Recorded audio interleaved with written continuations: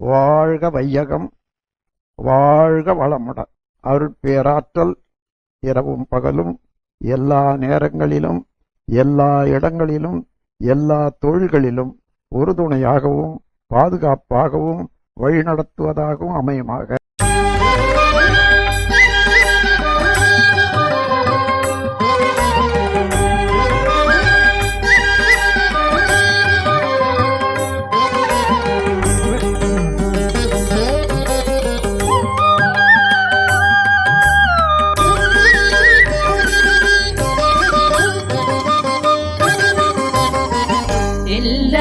வல்ல தெய்வமது எங்கும் உள்ளது நீக்கமர. எல்லாம் வல்ல தெய்வமது எங்கும் உள்ளது நீக்கமர. சொல்லால் மட்டும் நம்பாதே, சுயமாய் சிந்தித்தே தெளிவாய். சொல்லால் மட்டும் நம்பாதே, சுயமாய் சிந்தித்தே தெளிவாய். வல்லாய் உடலில் இயக்கமவன், வாழ்வில் உயிர் அறிவுமவன். வல்லாய் உடலில் இயக்கமவன், வாழ்வில் உயிர் அறிவுமவன். கல்லார் கற்றார் செயல் விளைவார், காணோ இன்ப துன்பமவன்.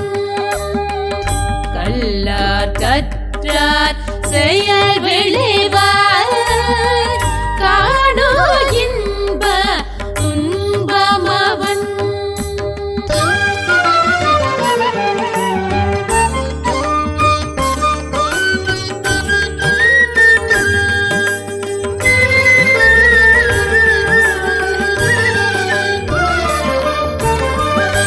அவனின் இயக்கம் அணுவாற்றல், அணுவின் கூட்டு பக்குவம் நீ. அவனின் இயக்கம் அணுவாற்றல், அணுவின் கூட்டு பக்குவம் நீ. அவனில் தான் நீ உன்னில் அவன், அவன் யார் நீ யார் பிரிவேது. அவனில் தான் நீ உன்னில் அவன், அவன் யார் நீ யார் பிரிவேது. அவனை மறந்தால் நீ சிறியோன், அவனை அறிந்தால் நீ பெரியோன். அவனை மறந்தால் நீ சிறியோன், அவனை அறிந்தால் நீ பெரியோன். அவன் நீயொன்றாய் அறிந்த இடம், அறிவு முழுமை அது முக்தி. அவன் நீயொன்றாய் அறிந்த இடம், அறிவு முழுமை அது முக்தி. அறிவு முழுமை அது முக்தி.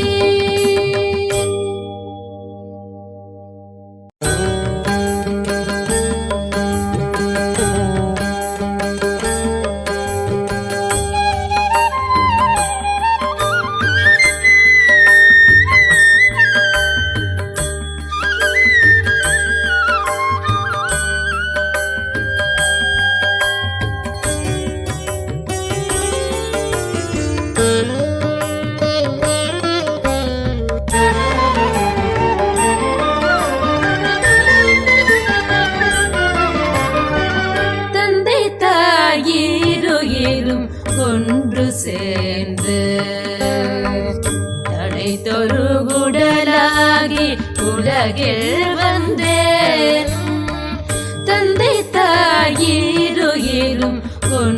சேர்ந்து தடை தொழுகுடலாகி உலகில் வந்தேன்.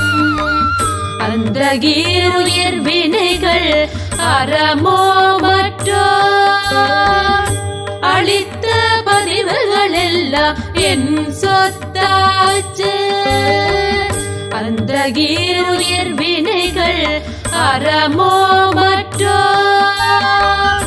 அளித்த பதிவுகள் எல்லாம் என் சொத்தாச்சு. இந்த கரும் பிறவியில் முன்பினையறுத்த எல்லையில்லா மெய்ப்பொருளை அடைவதற்கு இந்த கரும் பிறவியில் முன்பினையறுத்த எல்லையில்லா மெய்ப்பொருளை அடைவதற்கு வந்த குரு குதவி குரு உயிரும் சேர்க்கே வணங்கே குரு திருவடிகை வாழ்த்தி வாழ்வேன். வந்த குரு குதவி குரு உயிரும் சேர்க்கே வணங்கே குரு திருவடிகை வாழ்த்தி வாழ்வேன்.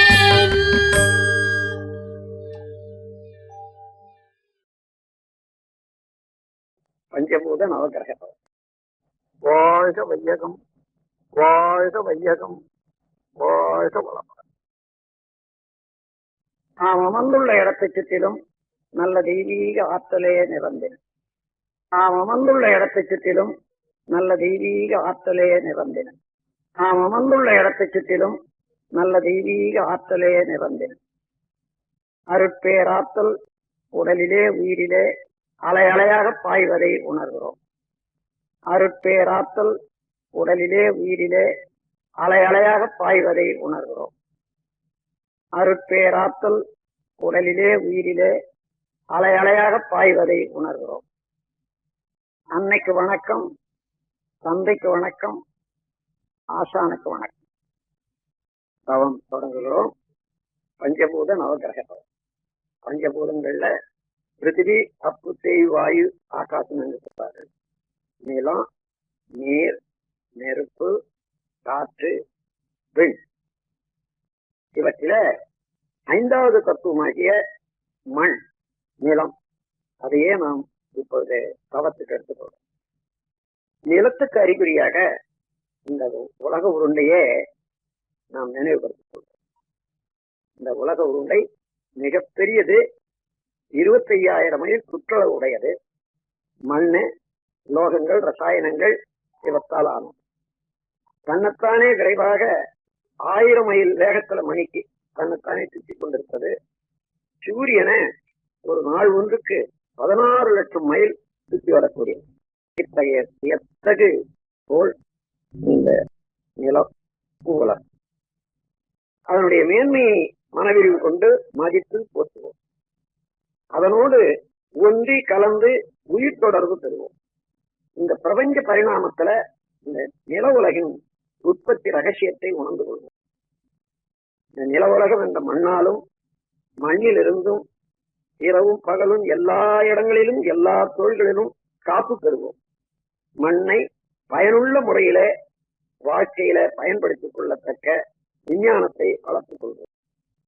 மண் என்ற நிலம் மீது, நில உருண்டை மீது மனம் செலுத்தி தவம் இயக்குவோம்.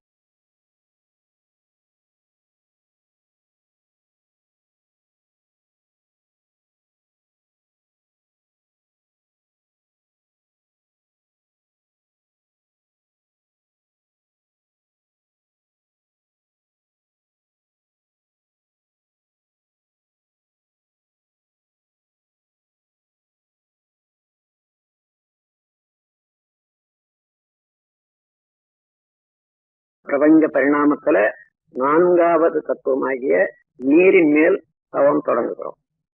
உலக உருண்டையின் மீது 128 பகுதி நிலம். அந்த நிலத்தில பெரும் பகுதி நீரால் சூழப்பட்டிருக்கிறது. நீரின் இருப்பை மேகங்கள்ல, தாவரங்கள்ல, உயிரினங்கள்ல நாம் உணர முடிகிறது.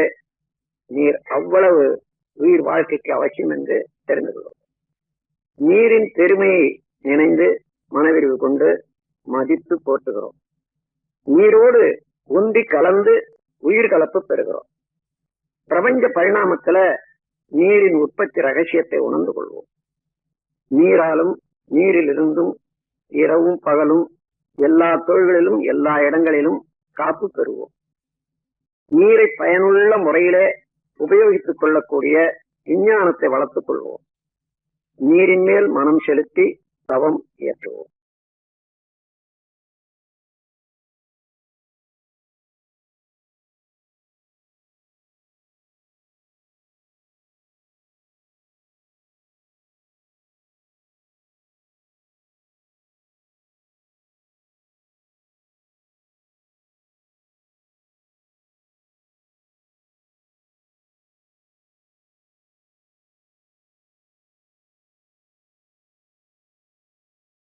மூன்றாவது தத்துவமாகிய நெருப்பின் மீது தவம் தொடங்குகிறோம்.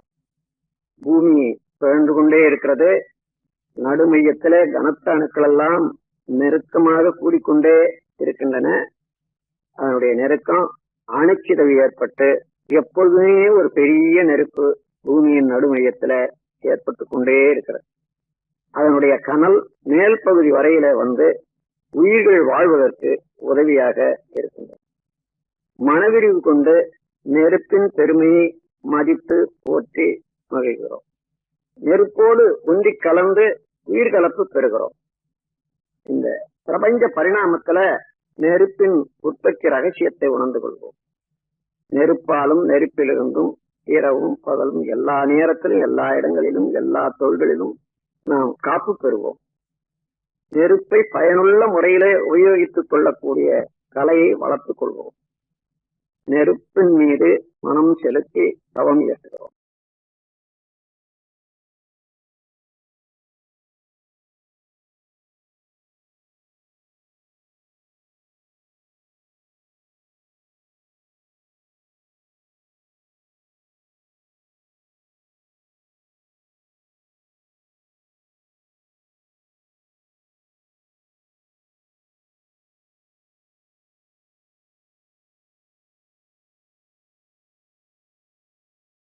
இரண்டாவது தத்துவமாகிய காற்றின் மீது தவம் தொடங்குகிறோம். இந்த நில உலகத்தின் மீது 10 மைல் வரையில அடர்த்தியாகவும் இன்னும் கொஞ்ச தூரம் லேசாகவும் காற்று கவசம் போல இருந்து இயங்கிக் கொண்டிருக்கிறது. காற்றுதான் எல்லா உயிர்களுக்கும் ஆக்கமும் ஊக்கமும் அளித்துக் கொண்டிருக்கிறது. மனவிரிவு கொண்டு காற்றின் பெருமையை மதித்து போற்றுகிறோம். காற்றோடு ஒன்றி கலந்து உயிர் கலப்பு பெறுகிறோம். பிரபஞ்ச பரிணாமத்துல காற்றின் உற்பத்தி ரகசியத்தை உணர்ந்து கொள்வோம்.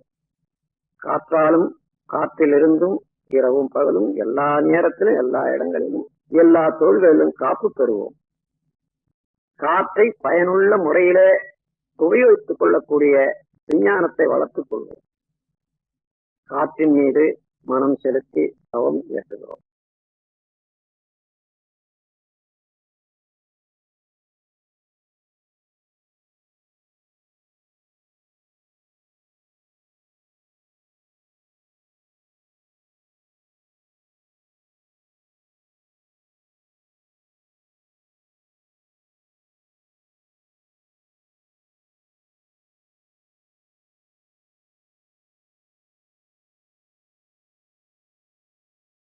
முதல் தத்துவமாகிய விண்ணின் மீது தவம் தொடங்குது.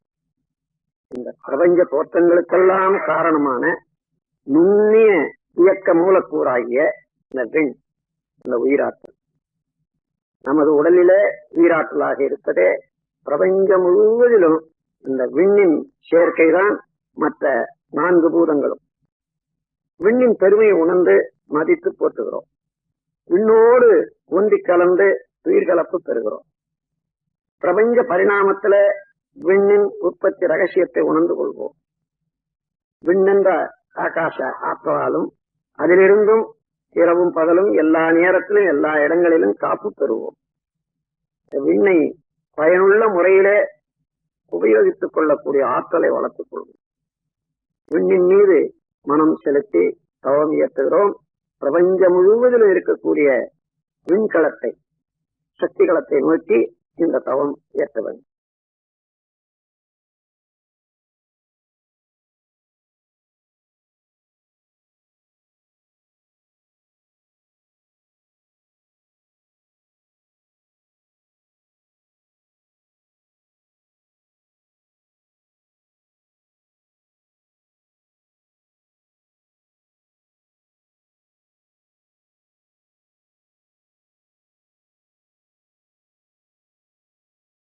இந்த பின் நிறைந்த சக்திகளமாகிய அந்த ஆகாசத்துல, மகா ஆகாசத்துல பல கோடி நட்சத்திரங்களை பார்க்கிறோம்.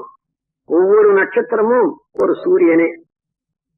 அவற்றிலே ஒரு சூரியன் தான் இப்பொழுது நம் உலகம் சுற்றி கொண்டிருக்கக்கூடிய சூரியன். அதை சேர்ந்த கிரகங்கள் எல்லாம் சூரிய குடும்பம் என்று சொல்லுகிறோம். சூரிய குடும்பத்தை சேர்ந்த எல்லா கோள்களும் நமது உடலுக்கும் மனதுக்கும் நேரடியாக நெருங்கிய தொடர்புடையவை. இப்பொழுது இந்த 9 கோள்கள் மீது மனம் செலுத்தி தவம் இயற்றுகிறோம். முதல்ல சூரியனை நமது தவத்துக்காக நினைத்துக் கொள்கிறோம். சூரியன் ஒரு பெரிய நெருப்பு கோளம். அது பூமியை விட 19 லட்சம் மடங்கு பெரியது என்று கணக்கெடுத்திருக்கிறார். ஆரஞ்சு நிறமான கதிர்களை வீசிக்கொண்டு 25 நாட்களுக்கு ஒரு சுற்று தன்னைத்தானே முடித்துக் கொண்டு இயங்குவது சூரியன். சூரியனுடைய காந்தாலை கதிர்கள் வாழ்க்கையிலே வெற்றி, அறிவு மேன்மை, கல்வி மேன்மை, வாழ்க்கை வளங்கள் அனைத்தும் அளிக்க வல்லது. சூரியனுடைய காந்தாலை கதிர்களை நாம் ஏற்று நம்மோடு ஒன்றுபடுத்திக் கொள்ளுகிறோம். எப்பொழுதுமே சூரியனுடைய காந்தாலை கதிர்கள் நமக்கு நன்மையே செய்து கொண்டிருக்குமாக சூரியன் மீது மனம் செலுத்தி தவம் இயற்றுகிறோம்.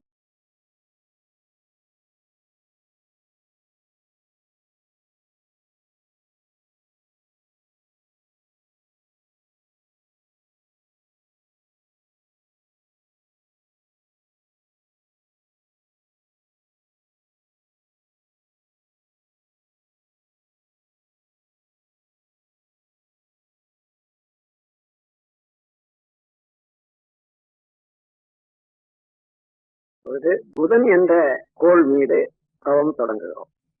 சூரியனுக்கு அப்பால் 3 கோடி மைல் தொலைவில் இருந்து கொண்டு சூரியனை வலம் வந்து கொண்டிருப்பது புதன். பசுநிறமான கதிர்களை வீசிக்கொண்டு 88 நாட்களுக்கு ஒரு சுற்று முடித்துக் கொண்டிருப்பது புதன். புதனுடைய காந்தாலை கதிர்கள் அறிவு மேன்மை, வாழ்க்கை வளங்கள் அனைத்தும் அளிக்க வல்லது. புதனுடைய காந்தாலை கதிர்களை நாம் ஏற்று நம்மோடு ஒன்றுபடுத்திக் கொள்ளுகிறோம். எப்பொழுதுமே புதனுடைய காந்தாலை கதிர்கள் நமக்கு நன்மையே செய்து கொண்டிருக்குமாறு புதன் என்ற கோள் மீது மனம் செலுத்தி தவம் ஏற்றுகிறோம்.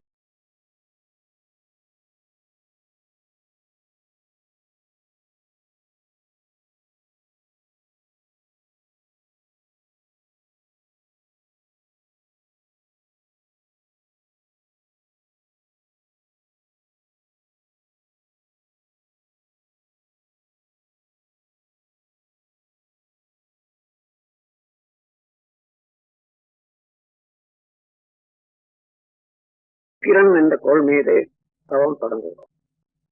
சூரியனை சுற்றி 2வது வட்ட பாதையில சுக்கிரன் 6 கோடி மைலுக்கு அப்பால் பலம் வந்து கொண்டிருப்பது. 225 நாட்களுக்கு ஒரு சுற்று முடித்துக் கொண்டு வெண்ணிறமான கதிர்களை வீசிக்கொண்டிருப்பது சுக்கிரன். சுக்கிரனுடைய காந்தாலை கதிர்கள் மகிழ்ச்சி, வாழ்க்கையில மேன்மை, நட்பு இவையெல்லாம் அளிக்க வல்லது. சுக்கிரனுடைய காந்தாலை கதிர்கள் நாம் ஏற்று நம்மோடு ஒன்றுபடுத்திக் கொள்ளுகிறோம். எப்பொழுதுமே சுக்கிரனுடைய காந்தாலை கதிர்கள் நமக்கு நன்மையே செய்து கொண்டிருக்குமாக சுக்கிரன் என்ற கோள் மீது மனம் செலுத்தி தவம் இயற்றுகிறோம்.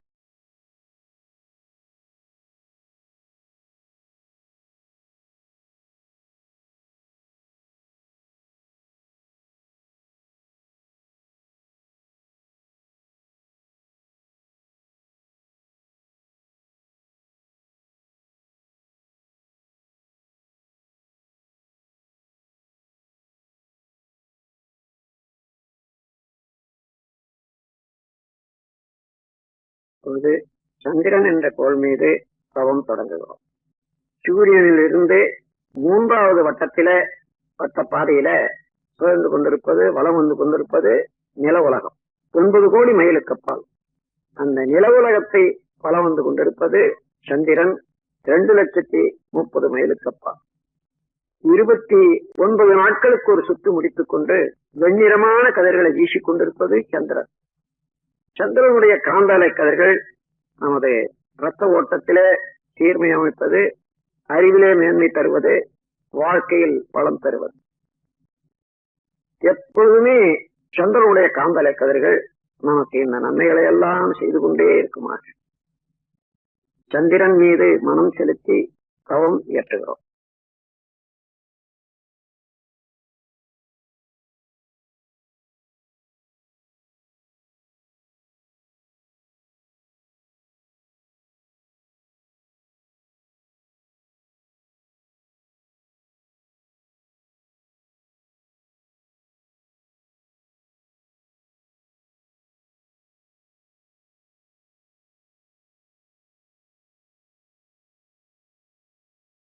செவ்வாய் என்ற ஆற்றல் மிக்க கோள் மீது தவம் தொடங்குகிறோம். இது 4வது வட்ட பாதையில சூரியனை சுற்றி கொண்டிருப்பது 14 கோடி மைலுக்கு அப்பால் இருந்து கொண்டு 18 மாதங்களுக்கு ஒரு சுற்று முடித்துக் கொண்டு செந்நிறமான கதிர்களை வீசிக் கொண்டிருப்பது செவ்வாய். செவ்வாயினுடைய காந்தாலை கதிர்கள் அச்சமின்மை, விஞ்ஞான அறிவு, மெய்யறிவு, வாழ்க்கை வளங்கள் அனைத்தும் அளிக்க வல்லது. செவ்வாயினுடைய காந்தலை கதிர்களை நாம் ஏற்று நம்மோடு ஒன்றுபடுத்திக் கொள்ளுகிறோம். எப்பொழுதுமே செவ்வாயினுடைய காந்தலை கதிர்கள் நமக்கு நலமே செய்து கொண்டிருக்குமாறு செவ்வாய் என்ற கோள் மீது மனம் செலுத்தி தவம் இயற்றுகிறோம்.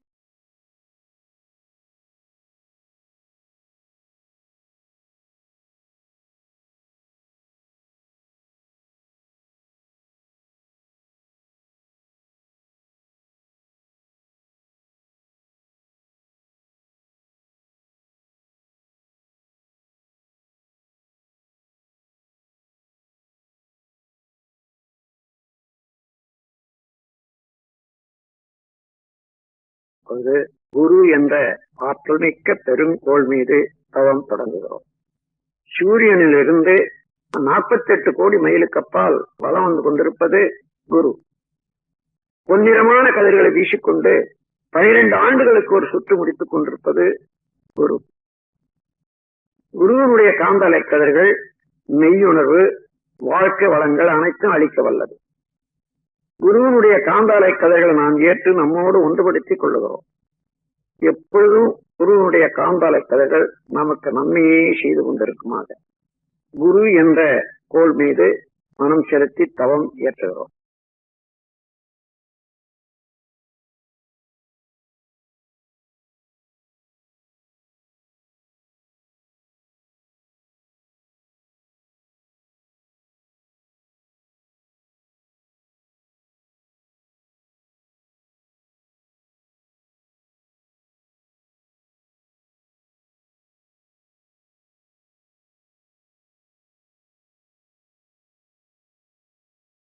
சனி என்ற ஆற்றல்மிக்க கோள் மீது தவம் தொடங்குகிறோம். சூரியனில் இருந்து 6வது வட்டப்பாதையில 88 கோடி மைலுக்கு அப்பால் பலம் வந்து கொண்டிருப்பது சனி. சனியினுடைய காந்தலை கதிர்கள் சாம்பல் நிறமானவர். 30 ஆண்டுகளுக்கு ஒரு சுற்று முடித்துக் கொண்டு சாம்பல் நிறமான கதிர்களை வீசிக் கொண்டிருப்பது சனி. சனியினுடைய காந்தலை கதிர்கள் ஆயுள் நீளம், பொருள் வளம், மனவளம் அனைத்தையும் அளிக்க வல்லது. சனியினுடைய காந்தலை கதிர்கள் நாம் ஏற்று நம்மோடு ஒன்றுபடுத்திக் கொள்ளுகிறோம்.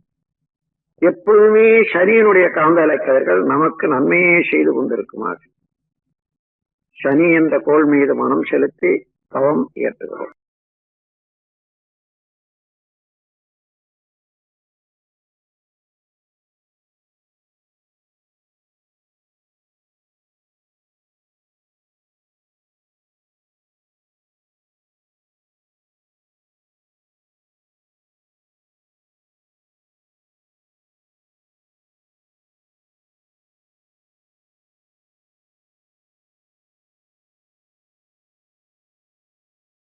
ராகு கேது என்னும் ஆற்றல் மிக்க காந்தாலை பாதைகள் மீது தவம் தொடங்குகிறோம்.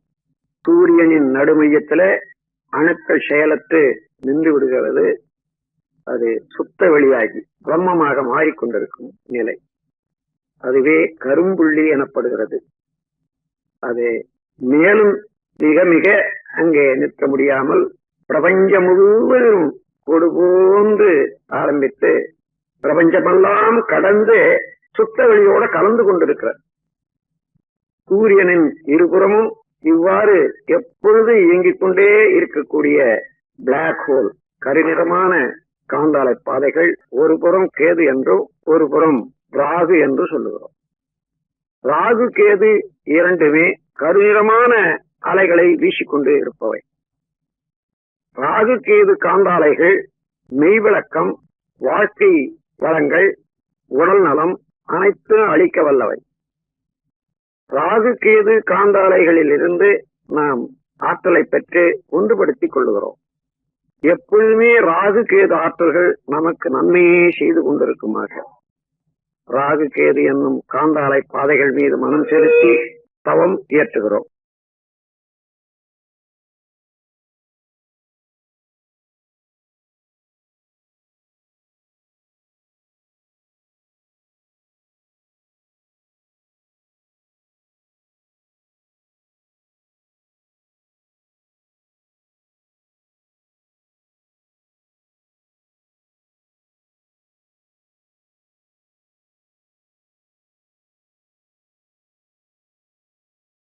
இந்த பேரியக்க மண்டலத்திலே இந்த சூரிய குடும்பத்தை போன்று கோடான கோடி சூரிய குடும்பங்களை பார்க்கிறோம். அவைகளெல்லாம் நட்சத்திரம் என்று வழங்குகிறோம். அப்படி எல்லா நட்சத்திர கூட்டங்களையும் 12 வீடுகளாக பிரித்து இருக்கின்றார்கள். மேஷம், ரிஷபம், மிதுனம், கடகம், சிம்மம், கன்னி, துலாம், விருச்சிகம், தனுசு, மகரம், கும்பம், மீனம் என்று எல்லா நட்சத்திர தொகுதிகளில் இருந்தும் நமக்கு எப்பொழுதுமே ஆற்றல்கள் வந்து கொண்டே இருக்கின்றன. எல்லா தொகுதியினுடைய ஆற்றல்களும் நமக்கு நலமே செய்து கொண்டிருக்குமாக இந்த 12 வீடுகளாக உள்ள இந்த பிரபஞ்சத்தை தாண்டி அப்பால் செல்லுகிறோம். சுத்த வெளி மெய்ப்பொருள். அதே மெய்ப்பொருள் இந்த பேரியக்க மண்டலம் முழுவதையும் அணுக்களுக்கு இடையேயும் அணுக்களுக்கு மத்தியிலேயும் இருப்பதை உணர்கிறோம். அதே மெய்ப்பொருள் நமக்குள்ளாக அறிவாக விளங்கிக் கொண்டிருப்பதை உணர்கிறோம். நமக்குள்ளாக அந்த மெய்ப்பொருள் என்ற சுத்த வெளியிலே கெட்டிப்பொருளாக உடல், ரத்த ஓட்டம், வெப்பம், காற்று, உயிர், இந்த 5 பௌதீக பிரிவுகளையும் உணர்ந்து கொள்கிறோம். எல்லாவற்றையும் அறிவு ஆண்டு கொண்டிருப்பதை உணர். இதையே போன்று ஒவ்வொரு மனிதரிடத்தும் ஒவ்வொரு உயிர்களிடத்தும் அமைந்திருப்பதை உணர்கிறோம்.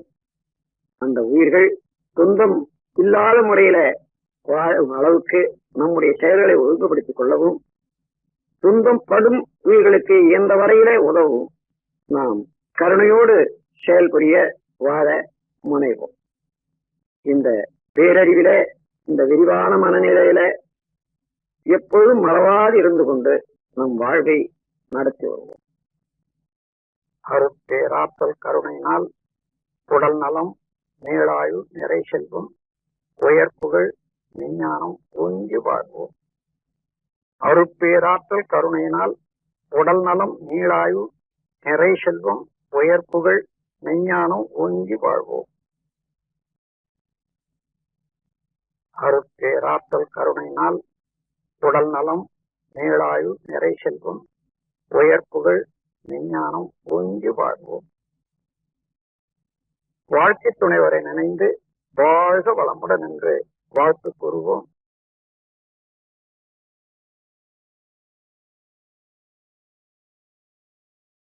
பெற்ற மக்கள் செல்வங்களை ஒவ்வொருவராக நினைந்து வாழ்க வளமுடன் வாழ்முடன் என்று வாழ்த்து கூறுவோம்.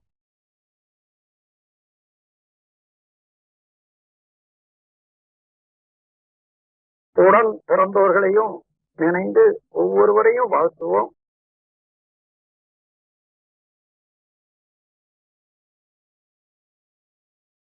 நெருங்கிய நண்பர்களை வாழ்த்துவோம்.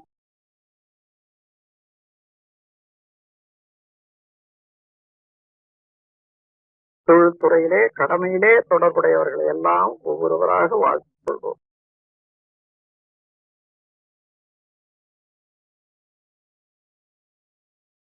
தெரிந்தோ தெரியாமலோ இன்னல் புரிவோர்களுக்கும் எதிரிகளாக நினைப்போருக்கும் வாழ்த்து கூறுவோம். அவர்கள் திருந்தி நல்வாழ்வு பெற வேண்டும் என்ற கருணையோடு வாழ்த்து.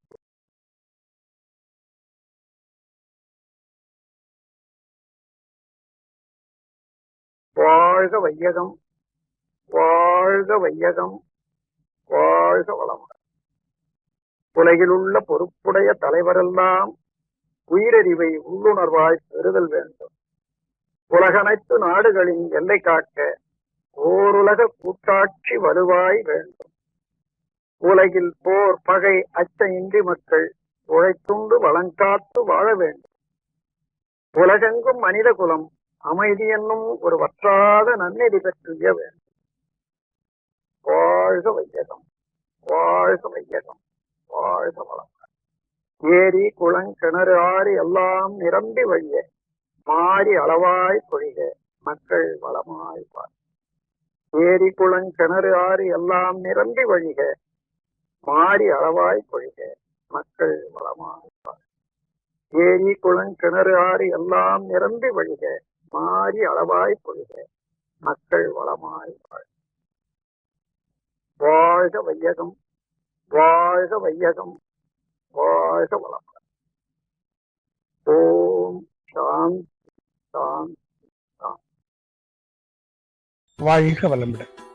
உலக சமுதாய சேவா சங்கம் நிகழ்த்தும் ஆன்மீக உலக சாதனை தவம் நாள் மார்ச் 28 மாலை 6 மணிக்கு ஞாயிற்றுக்கிழமை பௌர்ணமி தினம். இந்த தினத்திலே இந்த உலக சாதனை தவத்திலே அன்பர்கள் பெருவாரியாக குடும்பத்தோடு கலந்து கொண்டு மற்றும் நண்பர்களையும் அழைத்து அத்தனை பேரும் அதிலே ஈடுபட்டு நாம் 1,00,000க்கும் அதிகமான அன்பர்கள் இது கலந்து இந்த சாதனையை நிகழ்த்தி தவத்தினுடைய சிறப்பையும் மேன்மையும் உலகுக்கு அறிவிப்போம் என்று கூறி நீங்கள் அனைவரும் அவசியம் ஸ்கை யோகா டிவி யூடியூப் சேனலை சப்ஸ்கிரைப் செய்து பெருவாரியாக பங்கேற்று எல்லோருக்கும் இந்த தவத்தை உணர்த்துகின்ற வகையிலே அன்போடு கேட்டுக்கொள்கின்றோம்.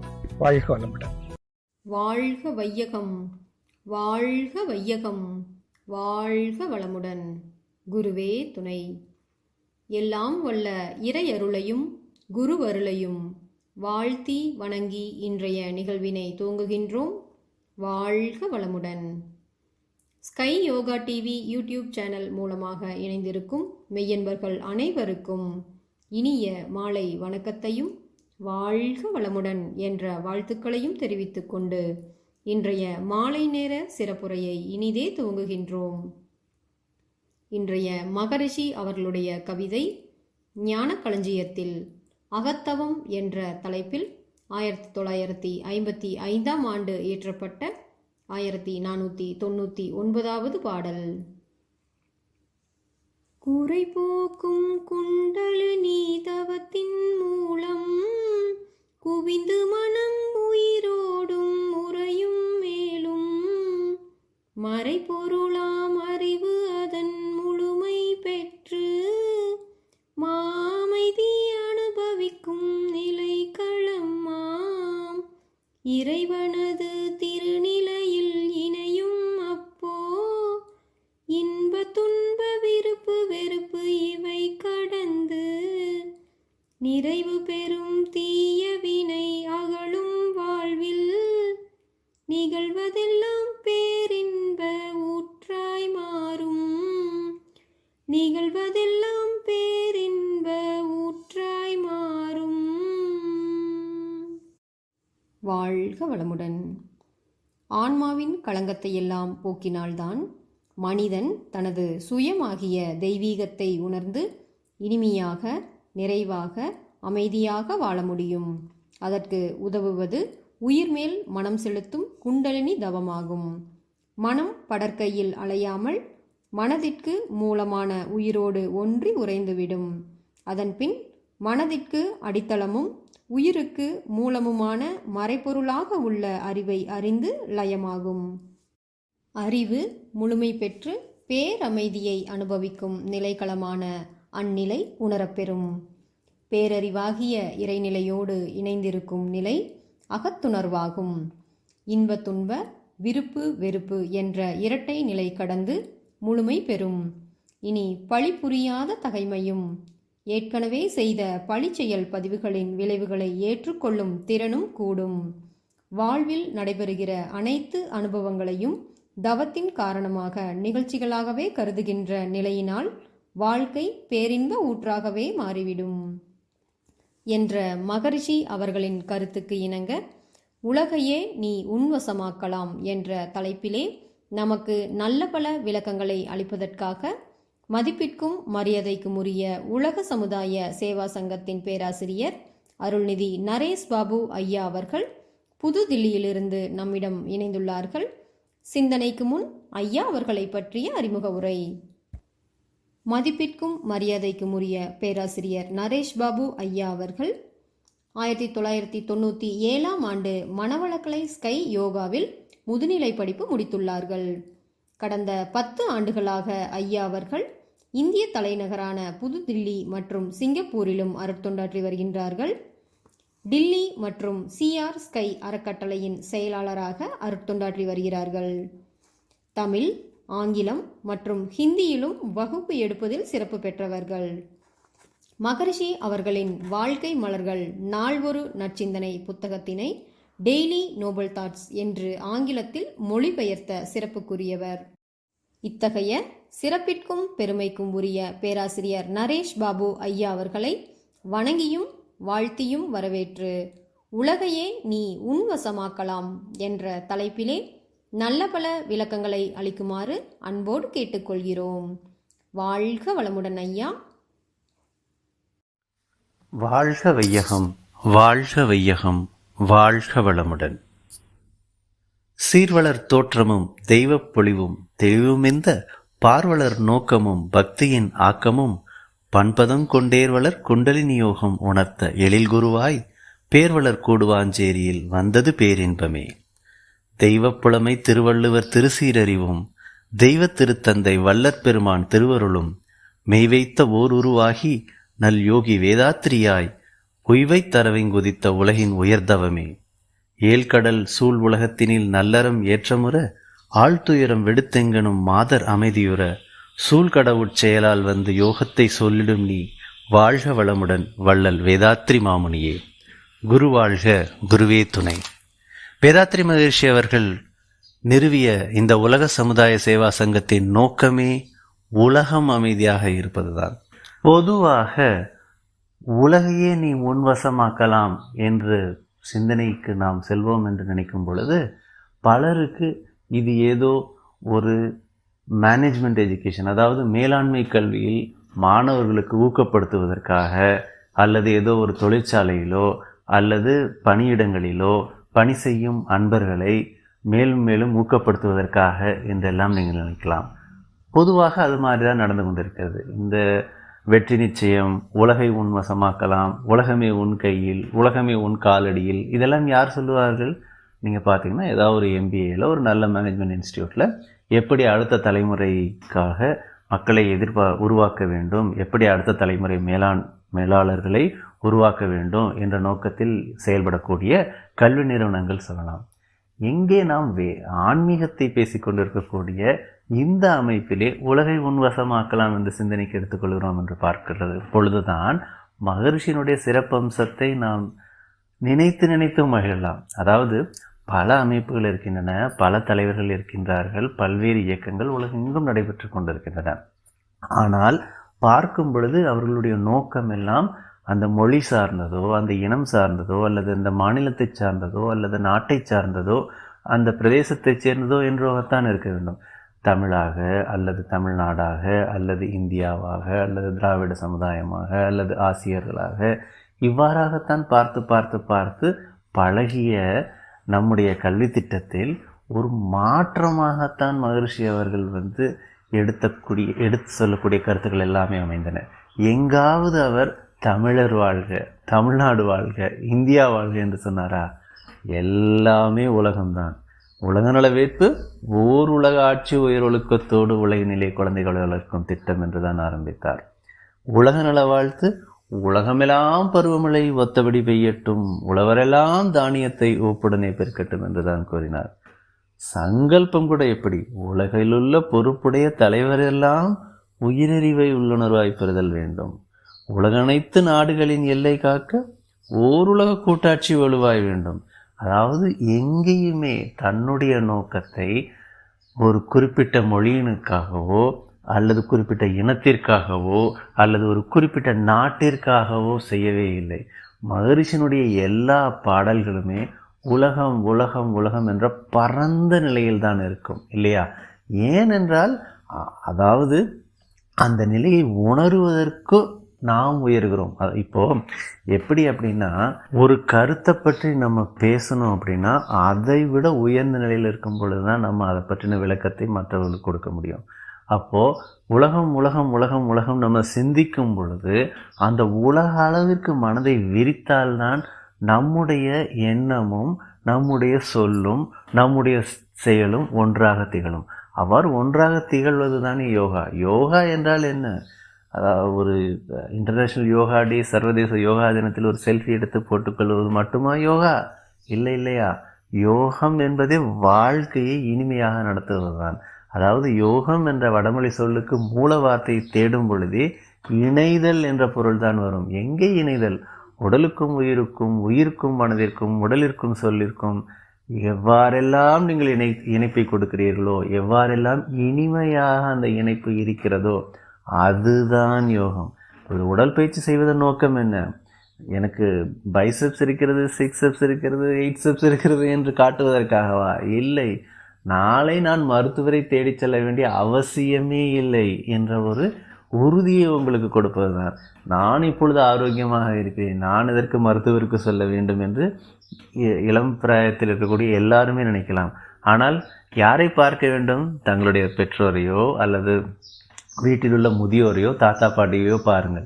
யாராவது ஒருவராவது ஒரு மாத்திரையாவது எடுத்து சாப்பிட்டார்கள் என்றால் எழுதி வைத்து கொள்ளுங்கள், நமக்கும் இதே நிலைமைதான். அவர்கள் எவ்வாறு வாழ்ந்தார்களோ அதை விட மோசமான வாழ்க்கை தர நிலையில் நாம் வாழ்ந்து கொண்டிருக்கிறோம். அதைவிட அதிகமாக மன அழுத்தத்தில் வாழ்ந்து கொண்டிருக்கிறோம். அதைவிட தரம் கெட்ட உணவை உண்டு கொண்டிருக்கிறோம். அப்பொழுது 60-70 வயதுகளில் அவர்கள் மாத்திரையை சாப்பிடுகிறார்கள், மருத்துவருக்கு செல்கிறார்கள் என்றால் நாம் அந்த வயதை அடைவதற்கு முன்னமேயே நாம் அதற்கு தயாராகிவிட்டோம் என்றுதானே பொருள். அப்போ நாம் என்ன செய்ய வேண்டும்? அவ்வாறு போகக்கூடிய நிலையிலிருந்து நம்மை மாற்றிக்கொள்வதற்கு இப்பொழுதே மேல் பதிவுகளை செய்ய வேண்டும். அதனால்தான் உடல் கெட்ட பின் நான் உடற்பயிற்சி செய்ய வேண்டும் என்று நினைப்பவர்கள் கண்டிப்பாக மனதில் யோசிக்க வேண்டிய ஒரு கேள்வி இது. உடல் கெட்ட பின்னா உடற்பயிற்சி செய்து அதை சீர் செய்ய முடியும்? உடல் நன்றாக இருக்கும் பொழுதுதான் நாம் அதை செய்ய முடியும். அதே போல் சமூக சேவைக்காக நான் வர வேண்டும் என்று யாராவது விரும்பினால் எல்லாம் ரிட்டையர்மெண்ட் ஆனதுக்கப்புறம் முதல்ல படித்து கொண்டிருந்தோமானா எல்லாம் வேலை கிடைச்சதுக்கப்புறம் செட்டில் ஆனதுக்கப்புறம் நம்ம மற்றதெல்லாம் பார்த்துக்கலாம். வேலை கிடைச்சிருச்சு அப்படின்னா வேலை கிடைச்ச உடனே நம்ம என்ன சமூக பணி, ஆன்மீக பணி நான் வந்துடுறோம்? இல்லை இல்லையா? மேரேஜ் ஆகட்டும், அப்படியே செட்டில் ஆகட்டும். கல்யாணம் ஆனதுக்கப்புறம் உடனே என்ன இப்போ சமூக பணிக்கு போகலாம், ஆன்மீக பணிக்கு போகலாம் நம்ம போகிறோமா? அதுவும் இல்லை. இல்லை மெல்ல குழந்தைங்கள்லாம் வரட்டும், அப்புறம் பார்த்துக்கலாம். குழந்தைங்க வந்ததுக்கப்புறம் நிற்குதா? அவங்கள பார்க்கணும், அவங்களுக்கு ஸ்கூலில் சேர்க்கணும், அவங்கள செட்டில் பண்ணணும், அவங்களோட டே டு டே ஆக்டிவிட்டியை மேனேஜ் பண்ணணும். இதுக்கப்புறம் தான் நம்ம இதுக்குள்ளே வர முடியும் அப்படிங்கிற மாதிரி நினைக்கிறோம். அதுக்கப்புறம் என்ன ஆகுது? அவங்க பெரியவங்களாகி அவங்க காலேஜ் போய் அவங்களுக்கு குழந்தைங்க பிறந்து அவங்கள செட்டில் ஆக்குற வரைக்கும் பண்ணிக்கிட்டு இருக்கோம். இப்படியே நம்ம தள்ளிக்கிட்டே போயிட்டு இருந்தோம்னா நம்மளை மேம்படுத்திக்கிறதுக்கு நம்முடைய ஆசைகளை, அதாவது உலகுக்கு தொண்டு செய்யணும், சமூகத்துக்கு தொண்டு செய்யணுங்கிற ஆசைகளாக மட்டும்தான் வைத்து கொண்டு இருக்க முடியும். எப்போ இல்லை நான் செய்ய போகிறேன், இது என்னுடைய கடமை அப்படிங்கிற ஒரு நோக்கம் வருதோ அப்போ தான் நம்ம அதுக்கேற்ற அளவுக்கு தயாராகும். இயற்கையும் இடம் கொடுக்கும். நம்முடைய வாழ்க்கையில் எவ்வளவு தான் அலுவலக பளு இருந்தாலும் சரி, குடும்ப பளு இருந்தாலும் சரி, இதற்காக நான் என்னை ஒதுக்கிவிட்டேன் என்கிற நிலைக்கு நம்ம வரும் பொழுது தான் அதுக்கேற்ற மாதிரி இடமும் தானாக கிடைக்கும். மகர்ஷி என்ன சொல்வாருங்க, உருவாக்கி வளர்த்தறிவை உயர்த்தி என்றும் உயிர் வாழ வசதி தரும் சமூகத்திற்கு ஒரு மனிதன் உடல் அறிவால் ஆற்றவுள்ள உயர்நோக்க செயல்கள் எல்லாம் கடமையாகும். அந்த கடமை அப்படிங்கிற நினை வரும்பொழுது தான் நமக்கு இந்த உலகத்தில் வாழ்ந்து கொண்டு இருக்கும் பொழுது, இந்த சமூகத்தில் நாம் வாழ்ந்து கொண்டு இருக்கும் பொழுது, இத்தனை மக்களுடைய உழைப்பின் பயனாக என்னுடைய வாழ்க்கையை நான் வாழ்ந்து கொண்டிருக்கிறோம். அப்போது நம்முடைய செயல்களின் மூலமாக, நம்முடைய எண்ணங்களின் மூலமாக வாங்கிய கடனை செலுத்தும் வகையில் நாம் நம்முடைய வாழ்க்கையை நடத்தி கொள்ள வேண்டும் என்ற உணர்வு வரும் பொழுதுதான் சமூகத்தை பற்றிய, உலகத்தை பற்றிய ஒரு அக்கறை வரும். அப்பொழுது தான் இந்த உலகத்தை நம் வசமாக்குவதற்கு நாம் என்ன செய்ய வேண்டும், நாம் என்ன செய்ய முடியும் என்ற சிந்தனை வரும். சாதாரணமாக பார்க்கலாம், நம்ம என்ன ஒரு தனி மனுஷன், நம்முடைய சொத்து மதிப்பு என்ன, இவ்வளவு இருக்கலாம், அவ்வளவு இருக்கலாம். சமூகத்தில் நம்முடைய அந்தஸ்து என்ன, நாம் சொன்னால் கேட்கறதுக்கு இத்தனை பேர் இருக்கலாம். இப்படி நம்ம கணக்கு பார்த்தோம் என்றால் நாம் என்றைக்குமே சின்னவங்க தான். நாம் எப்படி கணக்கு பார்க்கணும், நாம் பற்றி கொண்டிருப்பது வேதாத்திரியம், என்னுடைய நோக்கம் உலகத்திற்கு சேவை செய்வது அப்படிங்கிற நிலையில் விரித்து பார்க்கும் பொழுது பிரபஞ்ச ஆற்றல் எல்லாமே நம்முடைய ஆற்றல் தான்.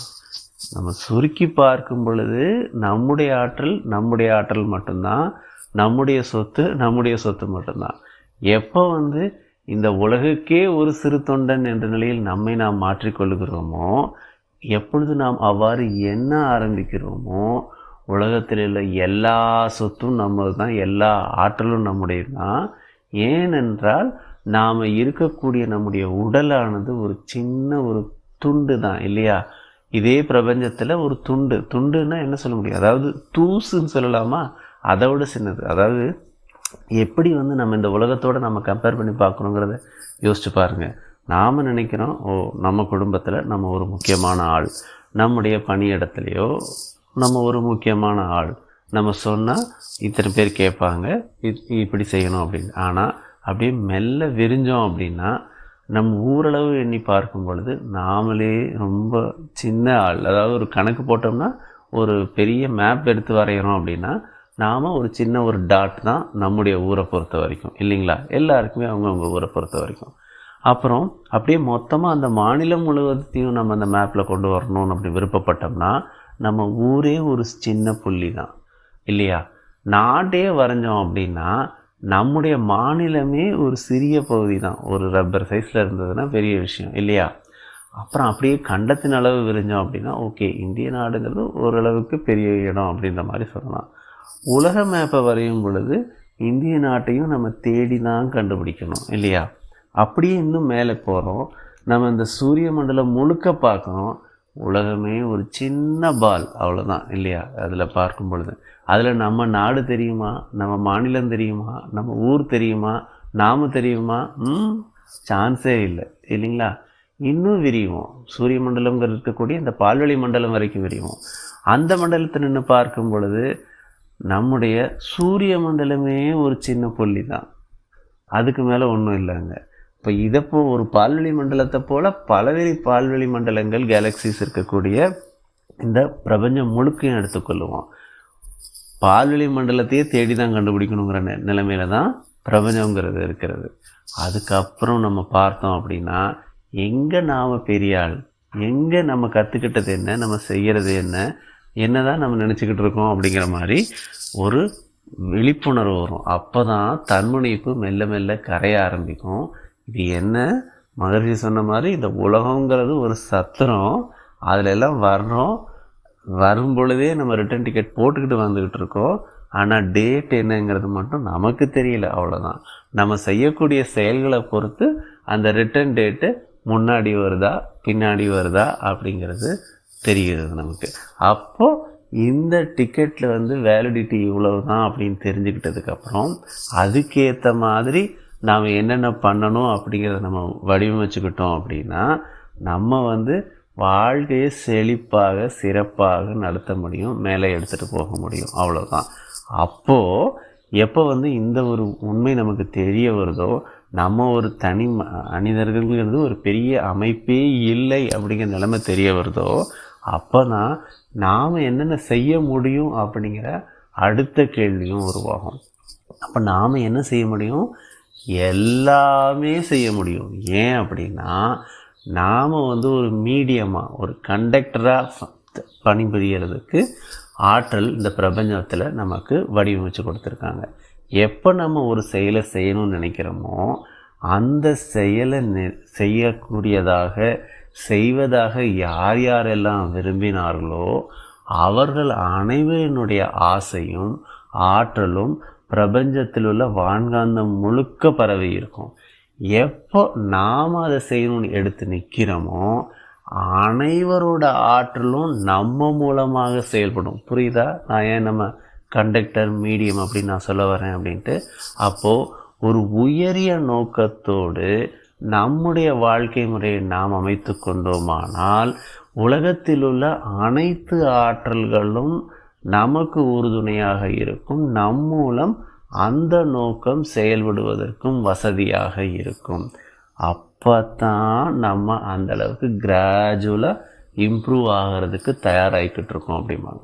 இதை நீங்கள் பல விதங்களில் பார்க்கலாம். அதாவது இன்னொரு நல்ல ஒரு எடுத்துக்காட்டு சொல்கிறேனே. மகரிஷி பல முறை அமெரிக்கா போயிருக்காருங்கிறத எனது வாழ்க்கை விளக்கம் படித்த எல்லா அன்பர்களுமே தெரிஞ்சிருப்பீங்க. உலகம் முழுக்கவே சுற்றி பார்த்துருக்கிறார். நாம் சுற்றுவதற்கும் மகரிஷி சுற்றுவதற்கும் வித்தியாசம் இருக்குது. நாம் போனோம் அப்படின்னா பிக்னிக் ஸ்பாட் எங்கே, டூரிஸ்ட் ஸ்பாட் எங்கேன்னு கேட்டுட்டு நாம் அங்கே போய் நின்றுட்டு முக்கியமான இடங்களில் ஒரு 2 செல்ஃபி எடுத்துக்கிட்டு, ஆஹா நம்ம ட்ரிப் முடிஞ்சு போச்சு, சரி இந்த வருஷம் இந்த டைரியில் இந்த இடம் பார்க்கணுங்கிறத பார்த்துட்டோம், இனி அடுத்து எந்த ஊர் பக்கம் போவோம், எப்போ போவோங்கிறத அப்புறமா யோசிப்போன்ருப்போம். ஆனால் மகரிஷி என்ன பண்ணார்? ஒவ்வொரு இடம் போகிறதுக்கும் அங்கே வாழக்கூடிய மக்களுடைய நிலை என்ன, அவர்களுடைய உடல் ஆரோக்கியம் எப்படி இருக்குது, எதனால் இருக்குது அப்படிங்கிறத பார்த்து ரசிச்சிருக்காரு. பார்த்து ரசித்ததோடு இருக்கிறாரா? இல்லை, அதை இதுதான் சிறப்பான பழக்கம், மக்களுக்கு இது நன்மையை கொடுக்கும் அப்படின்னு நினச்சா அதை எப்படி நம்ம பயிற்சிகளில் மாற்றத்தை செஞ்சு அதன் மூலமாக இந்த பயிற்சிகளை செய்யக்கூடிய உலக மக்கள் அனைவருமே பலன் பெறலாம் அப்படிங்கிறத பார்த்து வடிவமைச்சு கொடுத்துருக்காரு இல்லையா? மகரிஷியினுடைய வாழ்க்கை விளக்கத்தை படித்தவர்களுக்கும் பழைய அன்புகளை படித்தவர்களுக்கும் அந்த உணர்வுகள் எல்லாம் நல்லா தெரியும். உடனே நம்ம எடுத்து பார்த்து ஆமாம் இது இங்கே இப்படி பண்ணார் சாமிஜி, அதை அப்படி பண்ணார், இங்கே பார்த்தாருன்ட்டு கட்டுரைகளில் எழுதியிருப்பாங்க. அதுதான் சிறப்பு. அப்படி ஒரு முறை போயிட்டு இருக்கும்பொழுது தான் சாமிஜிக்கிட்ட பயிற்சி எடுத்துக்களுடைய எண்ணிக்கைகள்லாம் பார்த்திங்கன்னா ரொம்ப அதிகம். அது அந்த மாதிரி இருக்கும் பொழுது இந்த கேள்வி பதில்கள்லாம் வரும் பொழுது சாமிஜிக்கிட்ட ஒரு தடவை ஒருத்தங்க கேள்வி கேட்டாங்க. அதாவது அந்த நோஸ்ட்ராடமஸ் அப்படிங்கிற அறிஞரை பற்றி அவர் என்ன எழுதியிருக்கிறாரு அப்படிங்கிறது உங்களுக்கு பார்த்தீங்க அப்படின்னா, நோஸ்ட்ராடமஸ் உலகத்தில் இது நடக்கும், இப்படி நடக்கும் அப்படின்னு பல நிகழ்ச்சிகளை குறிப்பிட்டிருக்கிறதாக அவருடைய எழுத்துப்பூர்வங்கள் இருக்கிறது. அது பிரகாரமே உலகத்தில் இதெல்லாம் நடந்துக்கிட்டு இருக்குது அப்படின்னும் பல பேர் நம்புகிறாங்க. அதை எடுத்துக்காட்டாகவும் காட்டுறாங்க. இந்த பாருங்கள், இந்த மாதிரி நோஸ்ட்ராடமஸ் சொல்லியிருக்கார், இந்த வருஷத்தில் இந்த மாதிரி நடந்தது அப்படிங்கிறது இருக்கும்.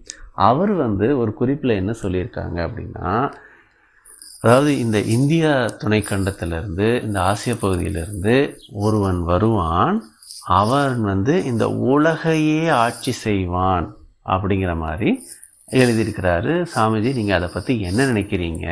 அதாவது ஹிட்லர் வந்தார் ஜெர்மனிலேருந்து, ஆனாலும் அவரால் உலகம் முழுக்க வெல்லணும்னு ஆசைப்பட்டார், அவரால் முடியலை. அதே மாதிரி பல அரசர்கள் அங்கங்கே முயன்றார்கள், யாராலையுமே உலகம் முழுக்க தன்னுடைய ஆட்சியை நிறுவ முடியலை. ஆனால் நோஸ்ட்ராடமஸ் இந்த மாதிரி இந்திய பகுதியிலேருந்து ஒருத்தன் வருவான், அவன் உலகம் முழுக்க ஆட்சி புரிவான் அப்படின்னு சொல்லியிருக்காங்களே, நீங்கள் என்ன சொல்கிறீங்க அப்படின்னு கேட்குறாங்க. இது எப்போ கேட்குறாங்க? மகரிஷி தன்னுடைய விளக்கம்லாம் கொடுத்துட்டு இந்த மாதிரி தன்மாற்றம் இப்படி தான் வந்தது அப்படி தான் வந்ததுங்கிற விளக்கங்கள் எல்லாத்தையும் விளக்குனதுக்கப்புறம் இந்த மாதிரி ஒரு கேள்வி கேட்குறாங்க. சாமிஜி என்ன சொன்னார்னா, எப்பவும் போல் அவரோட ஸ்டைல்லே சிரிச்சுக்கிட்டு, ஆமாம் இதெல்லாம் நோஸ்ட்ராடமஸ் பற்றி நானும் கேள்விப்பட்டிருக்கேன், ஆனால் என்னை பொறுத்த வரைக்கும் என்ன அப்படின்னா, இந்த வேதாத்திரியம் அப்படிங்கிற இந்த முழுமையுணர்வு கல்வியை உலகத்திற்கு தந்தது பாரத திருநாடு. இனிமே தனி மனிதனாக யாராவது போய் உலகத்தை எல்லாம் வென்று ஒரு ஆட்சி கீழே கொண்டு வர முடியுமா அப்படின்னா அது முடியாது. ஆனால் இந்த கொள்கை, இந்த உள்ளுணர்வு கல்வி, இந்த பார்வை, இந்த தத்துவம் வேண்டுமானால் உலகம் முழுக்க ஆட்சி செய்யலாம். எல்லா அன்பர்களுடைய மனதிலும் விரிந்து இதுதான் உண்மை என உணர்ந்து இதை அவர்கள் பின்பற்றி நடந்து தன்னுடைய வாழ்க்கையையும் செம்மையாக்கி கொள்ளலாம், உலகத்தையும் அமைதியாக்கி கொள்ளலாம் அப்படின்னு சொல்லி ஒரு பதில் சொன்னார். சொன்ன உடனே கேட்டவங்களுக்கு எப்படி இருந்திருக்கும்? இப்போ நம்ம கேட்டாலும் எப்படி இருக்குது? அந்த மயில் கூச்செரியும் அப்படின்னு சொல்லக்கூடிய ஒரு அனுபவத்தை நம்ம உணர முடியும் இல்லைங்களா? ஏன் அப்படின்னா மகர்ஷி சொன்ன அந்த உலக சமாதானம்ங்கிறது வர்றதுங்கிறது கனவு அல்ல, தொலைநோக்கு. அந்த பார்வையில் நம்ம எல்லாத்தையும் நாம் இணைத்து கொள்ளும் பொழுது இந்த உலகத்தை எப்படி நாம் நம்ம வசமாக்கப்பாகிறோங்கிறது ரொம்ப தெளிவாக ஒரு விளக்கம் கிடைக்கும். நமக்கு எல்லாருக்குமே அந்த ஒரு பார்வை வரும். அப்போது இந்த அளவுக்கு பரந்த நோக்கத்துக்கு நம்ம தயாராகும் பொழுது எங்கேருந்து தயாராகணும்? தனி மனிதன் நிலையிலிருந்து தான் தயாராகணும் இல்லையா? முதல்ல நாம் இண்டிவிஜுவலாக இதுக்கு இந்த பொறுப்பை ஏற்று நடத்துவதற்கு மகரிஷினுடைய தொலைநோக்கை செயல்படுத்துவதற்கு நாம் தயாராகணும் இல்லையா? அதுக்கு என்ன பண்ணணும்? முறையாக உடல் பயிற்சி ஆரம்பிக்கணும் இல்லையா? நம்ம உடல் நன்றாக இருந்தால் மட்டுமே மற்ற வேலைகளை எல்லாம் நம்ம செய்ய முடியும். உடல் நன்றாக இருக்கணும்னா என்ன பண்ணணும்? உடற்பயிற்சியும் காயகல்பமும் தொடர்ச்சியாக செய்து வர வேண்டும். இதை கூட மகரிஷி செயல் விளைவுங்கிற ஒரு தலைப்பிலேயே ஒரு பாடலை கொடுத்துருப்பாங்க. என்ன அப்படின்னா, உளநிலையில் நீ முன்னேற வேண்டுமென்றால் உடலை நீ வளம் காத்து ஒழுக வேண்டும். அளவு, முறை, காலம், சூழ்நிலை இந்நான்கை ஆழ்ந்தறிவில் நன்றாக கணித்து கொள்ளு. வளம் பெருகி வாழ்வில் முன்னேறவென்றால் வாய்ப்பேச்சால் மட்டுமே இவை வராது. களம் இறங்கி விளைவுகளை கணித்து கொண்டு கணக்காக செயல் புரிய வெற்றி வெற்றி. அதாவது அழுத்தமாக சொல்லுவாங்க. ஒரு வார்த்தையை ஒரு கவிஞர் இருமுறை உபயோகிக்கிறார் என்றால் அது அங்கு அழுத்தமாக சொல்ல வேண்டியது என்று பொருள். அப்போது மகரிஷி இங்கே எப்படி கொண்டு வர்றார் பாருங்க. இன்னொரு தடவை அந்த கவியை உங்கள் கவனத்துக்கு எடுத்துகிட்டு வர்றேன். உளநிலையில் முன்னேற வேண்டுமென்றால் உடலை நீ வளம் காத்து ஒழுக வேண்டும். உடலை நீ வளம் காத்து ஒழுக வேண்டும். அளவு, முறை, காலம், சூழ்நிலை இந்நான்கை ஆழ்ந்தறிவில் நன்றாக கணித்து கொள்ளு. நம்ம தவம் செய்யணும் அப்படின்னா உடல் ஒழுங்காக இருந்தால்தான் தவம் நன்றாக அமையும். உடற்பயிற்சி நாம் செய்யாமல் தவத்தில் உட்கார்ந்தோம் அப்படின்னா உட்கார்ந்த நேரத்தில் உயிரை கவனிப்பதற்கு பதிலோ, பிரபஞ்சத்தை கவனிப்பதற்கு பதிலோ, இருப்புநிலையை கவனிப்பதற்கு பதிலோ நாம் செய்ய வேண்டிய செயல்கள், செய்த செயல்கள், வீட்டில் உள்ள செய்யக்கூடிய வேலை, அலுவலகத்தில் செய்யக்கூடிய வேலை, இது எல்லாம் தான் கவனத்தில் வந்து கொண்டு இருக்குமோ ஒழிய நம்ம தவத்தினுடைய முழு பலனையும் அடைய முடியாது. அப்போ தவம் செய்வதற்கு என்ன வேணும்? ஆரோக்கியமான உடல் வேணும். அதற்கு உடல் பயிற்சி அவசியம். ஸோ உளநிலையில் முன்னேற வேண்டுமானால் உடலை நீ வளம் காத்து ஒழுக வேண்டும். யாராவது இல்லை ஆன்மீக பயிற்சிக்கு தவம் மட்டும் போதும், நான் அது மட்டும் செய்கிறேன்னு இருந்தாங்கன்னா தயவு செய்து சாமிஜியோட இந்த கவிதையை அப்பப்போ கவனத்தில் எடுத்துக்கொள்ளுங்க. உடல் பயிற்சி பண்ணாமல் தவம் செய்யும் பொழுது தவத்தினால் உங்களுக்கு முழு பலன்களை உணர முடியாது. அதுக்காக எனக்கு உடல் பயிற்சி செய்வதற்கு நேரம் இல்லை, அதனால் தவமும் செய்ய மாட்டேன்னு நினைட வேண்டாம். தவத்தை கட்டாயம் செய்யுங்க, உடல் பயிற்சியும் செய்யுங்க, செய்யணும்னு விரும்புங்க. அதற்கேற்றவாறு காலம், இயற்கை உங்களுக்கு வடிவமைப்பை ஏற்படுத்தி கொடுக்கும். அது எங்கே நம்ம செய்கிறது அப்படின்னு நினச்சிக்கிட்டு தவத்தை மட்டும் செய்யலாம், உடல் பயிற்சி டைம் கிடைக்கும்போது பண்ணலாம் அப்படின்னு நினச்சிங்க அப்படின்னா டைம் நமக்கு கிடைக்கவே கிடைக்காது இல்லையா? அதனால தான் முக்கியம் இங்கே. அப்புறம் அடுத்த வரி பார்த்தீங்க இல்லையா, வளம் பெருகி வாழ்வில் முன்னேறவென்றால் வாய் பேச்சால் மட்டுமே இவை வராது. நான் உலகை வெல்லணும், உலகை வசமாக்கணும், வெற்றி நிச்சயம், அது இதெல்லாம் சொல்லிக்கிட்டே இருந்து வாயில் பேசிக்கிட்டே இருந்தோம்னா இது வராது. களமிறங்கி விளைவுகளை கணித்து கொண்டு கணக்காக செயல்புரிய வெற்றி வெற்றி. இறங்கி செய்யுங்க. என்ன செஞ்சால் என்ன பலன் விளையும் அப்படிங்கிறத கவனத்தில் வச்சுக்கொண்டே ஒவ்வொரு செயலையும் செய்யும் பொழுது செய்யுங்க. இதை செஞ்சோம்னா இந்த பலன் விளையும், அதனால நான் இதை செய்யறேன், இது சரியில்லை, இதனால இது வேண்டாம், நான் அப்படி செய்கிறேன் அப்படிங்கிற முறையில் நம்மை நாமே மாற்றிக்கொண்டு வடிவமைத்து கொண்டு செய்யக்கூடிய நிலையில் செய்யக்கூடிய எல்லா செயல்களுக்குமே வெற்றிங்கிறார். கணக்காக செயல்புரிய வெற்றி வெற்றி.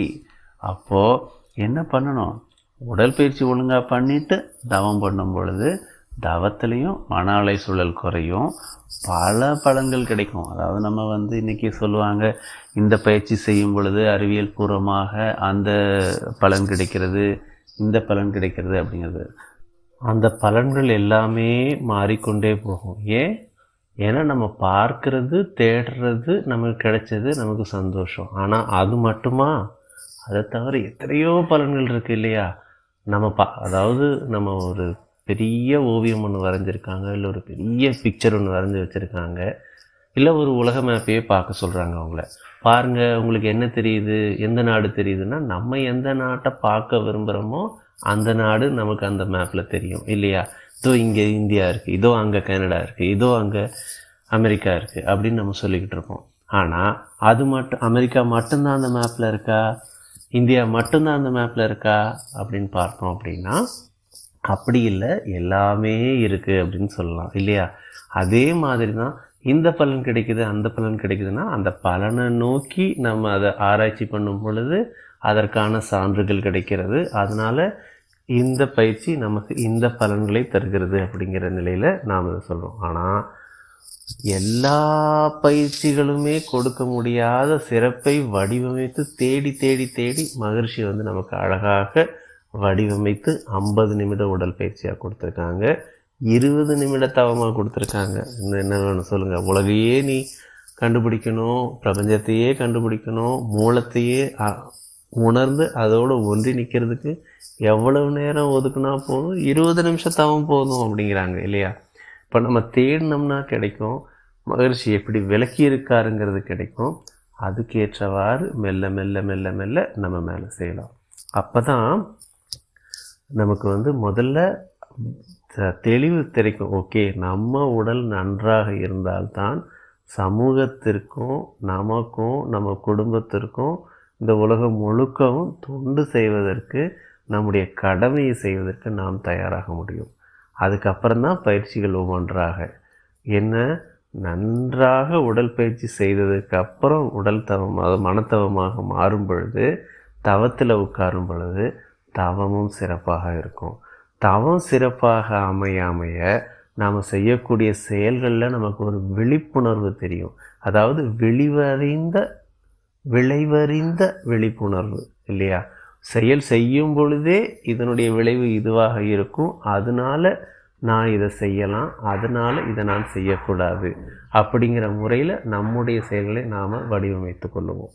அதற்கு அப்புறம்தான் அந்த இனிமை, வெற்றி, அமைதி அதெல்லாம் நம்ம கண்கூடாக பார்க்க முடியும். நம்ம சிக்கல்களை தேட வேண்டிய அளவுக்கு நம்மளை மாற்றி விடுவது என்ன அப்படின்னா, அதுதான் மனவளக்கலை பயிற்சியினுடைய ஒரு மகா சிறப்பு அப்படின்னு நம்ம சொல்லலாம். இப்போது அது செய்வதற்கு நம்ம என்ன பண்ணணும் அப்படிங்கிற முறையில் பார்க்கும் பொழுது தான் மகரிஷி நமக்கு அதை கொடுத்துருப்பார். அது எப்படி சொல்லுவார் அப்படின்னா, சிவக்கருணைங்கிற தலைப்பில் அந்த பாடல் இருக்கும்.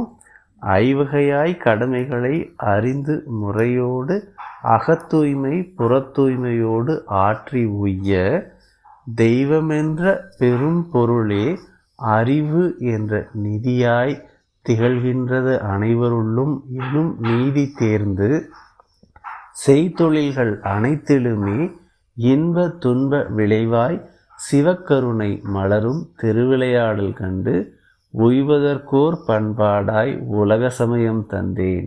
உத்தமரே, நன்குணர்ந்து ஒத்து ஏற்று மகிழ்வீர் அப்படின்னு முடிச்சிருப்பாங்க. எப்படி? ஐவகையாம் கடமைகளை, எது நம்ம 5 கடமைகள்? தான், குடும்பம், சமுதாயம், ஊர், உலகம் அறிந்து முறையோடு அகத்தூய்மை புறத்தூய்மையோடு ஆற்றி உய்ய. அகத்தூய்மை என்ன? உங்களுடைய அருகுண சீரமைப்பு, விழிவடைந்த விழிப்பு நிலை. புறத்தூய்மை என்ன? ஆரோக்கியம், நல்ல பழக்க வழக்கங்கள். தெய்வம் என்ற பெரும்பொருளே அறிவு என்ற நிதியாய் திகழ்கின்றது அனைவருள்ளும் எனும் நீதி தேர்ந்து. தெய்வம் என்கிட்ட மட்டும் இல்லை, எல்லார்கிட்டையும் இருக்கிறது. என்னுடைய வாழ்க்கை துணைவரானாலும் சரி, என்னுடைய குழந்தைகளானாலும் சரி, அலுவலகத்தில் பணிபுரியக்கூடிய சக பணியாளர்களானாலும் சரி, மேலதிகாரிகளானாலும் சரி, நம்மக்கிட்ட சண்டை போட்டுக்கிட்டு இருக்கிறவங்கனாலும் சரி, நம்ம எதிரியாக பார்க்கவர்களாக இருந்தாலும் சரி, அவர்களுக்குள்ளும் அதே தெய்வம்தான் விளையாடி கொண்டிருக்கிறது. நம்முடைய செயல்களின் விளைவாக அவர் நமக்கு துன்பமும் புரிகிறார். அப்படிங்கிற ஒரு உன்னதமான நிலைக்கு நம்மை தயார்படுத்தி கொள்வதும் மனவளக்கலை நமக்கு தந்த ஒரு சிறந்த கொடைதான். எப்போ நம்ம அதை உணர்கிறோமோ அதுக்கேற்ற முறையில் நாம் நம்முடைய செயல்களை வடிவமைத்து கொள்ளுகிறோம்.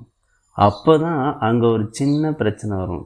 எங்கே பிரச்சனை வரும் அப்படின்னா, சரி, பிரபஞ்சம் முழுக்க என் பின்னாடி இருக்கிறது, நான் இதை செய்ய வேண்டும் என்றால் இதை பற்றி எண்ணியவர்கள் எல்லாருமே எனக்கு துணை புரிய தயாராக இருக்கிறார்கள், என்னுடைய ஆற்றல் மிகப்பெரியது அப்படின்னு நினைக்கும் பொழுது நான்கிற ஒரு தன்முனைப்பு லேசாக அங்கே எட்டி பார்க்கும்.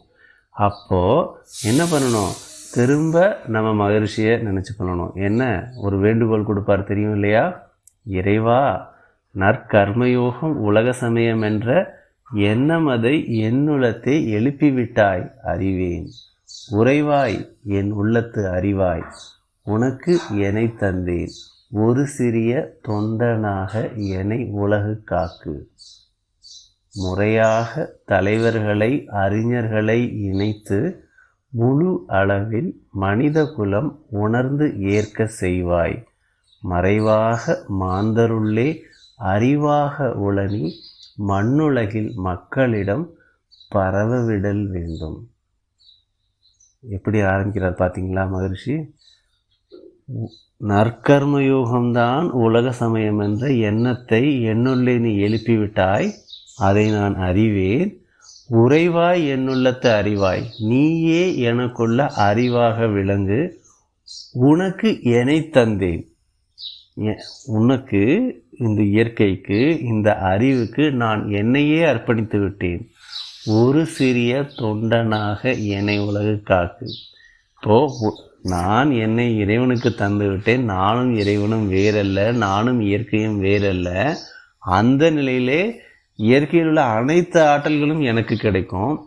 அப்படிங்கிற நிலைக்கு எடுத்துட்டு போயிட்டு அதுக்கப்புறம் சாமிஜி அந்த வரியை போடுறார்.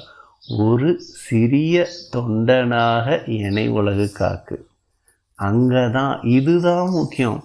அதாவது மகர்ஷி சொல்லுவாங்க, உலகத்தில் பெரிய பெரிய தலைவர்கள், ஆன்மீக தலைவர்களாக இருந்தாலும் சரி, அரசியல் தலைவர்களாக இருந்தாலும் சரி, எப்படி உருவாகிறார்கள்? அவர்கள் உருவாவது மக்களினுடைய வேட்பை பொறுத்து தான், மக்களுடைய விருப்பங்களை பொறுத்து தான்.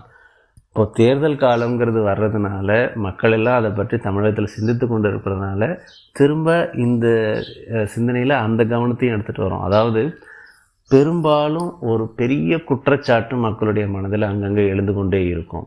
என்ன அப்படின்னா, நமக்கு கிடைச்ச அரசியல் தலைவர்கள் நல்ல தலைவர்களாக இருந்தாருன்னா இன்னும் நம்ம எப்படியோ இருந்திருக்கலாம், இன்னும் நம்ம நாடு எப்படியோ இருந்திருக்கலாம். ஆனால் தலைவர்கள் எல்லாருமே கொஞ்சம் பிரச்சனை உள்ளவர்களாகத்தான் இருக்கிறார்கள், சிக்கல் உள்ளவர்களாகத்தான் இருக்கிறார்கள் என்றவாறு ஒரு பொதுவான எண்ணம் மக்களுடைய மனதில் பரவிட்டுருக்காங்க. ஆனால் இது சரியா அப்படிங்கிற கருத்தை நம்ம மற்றொரு கோணத்தில் ஆராய்வோம். அதாவது மக்கள் எப்படி எந்த நிலையில் இருக்கிறார்களோ அதற்கேற்றவாறு தான் அரசியல் தலைவர்களும் நாடாளும் தலைவர்களும் அமைவார்கள். எங்கே அங்கே ஒற்றுமை இல்லையோ அங்கே புரட்சிகள் வரும், ஆட்சிகள் மாறும், அல்லது மக்களுடைய மனநிலை மாறும். அப்போது நம்முடைய தலைவர்களாக பொறுப்பேற்பவர்கள் ஒருவாறு செயல்பட்டு கொண்டிருக்கிறார்கள் என்றால் காரணம் யார்? வாழக்கூடிய எல்லா மக்களும் அவர்களுடைய மனநிலையும் தான். எல்லாரும் ரொம்ப குறுகிய காலத்தில் அதிக பெரிய பணக்காரனாக நான் ஆகணும்னு ஆசைப்பட்டோம்னா அந்த மாதிரி ஆசையை நிறைவேற்றுபவர்கள் தான் தலைவர்களாக வருவார்கள். நம்ம சீக்கிரம் சம்பாதிக்கணும், ஆமாம், அதே மாதிரி சீக்கிரம் சம்பாதிக்கக்கூடியவங்க தலைவர்களாக வருவார்கள். மக்களுக்கு தொண்டாற்றணும், உலகம் உயரணுங்கிற மக்களுடைய எண்ணிக்கை, நபர்களுடைய எண்ணிக்கை அதிகமாகும் பொழுது அதற்கேற்ற தலைவர்கள் வருவார்கள். அப்போ அரசியல் தலைவர்கள் என்று வரக்கூடியவர்கள் நடந்து கொள்ளக்கூடிய நிலைமைக்கு காரணம் என்ன? அந்த பகுதியில் வாழக்கூடிய மக்களினுடைய மனநிலைதான். அரசியல் தலைவர்கள்னு சொல்லுவவர்கள் வேற யாராவதா? எங்கிருந்தோ ஏதோ ஒரு கிரகத்திலிருந்து வந்தவர்களா? இல்லையே, மக்களுக்குள் மக்களாக இருப்பவர்கள் தான். அவர்களுடைய செயல், அவர்களுடைய விருப்பம், அவர்களுடைய பணி அவர்களை அந்த நிலைக்கு உயர்த்துகிறது. அவர்களும் அதே மக்களுடைய ஒரு பிரிவினரே. அப்போ நல்ல தலைவர்கள் வரணும், நல்ல ஆட்சி நடக்கணும் அப்படின்னா என்ன பண்ணணும்? இருக்கக்கூடிய மக்கள் எல்லாருமே நல்லவர்களாக மாறணும். எல்லாருமே உண்மையை உணர்ந்து அந்த நோக்கில் வாழ்க்கை அமைக்கும் பொழுது அதற்கேற்ற தலைவர்கள் அமைவார்கள். அதைத்தான் மனவளக்கலையில் நம்ம பண்ணிக்கிட்டு இருக்கோம். நம்ம என்ன பண்ணிக்கிட்டு இருக்கோம்?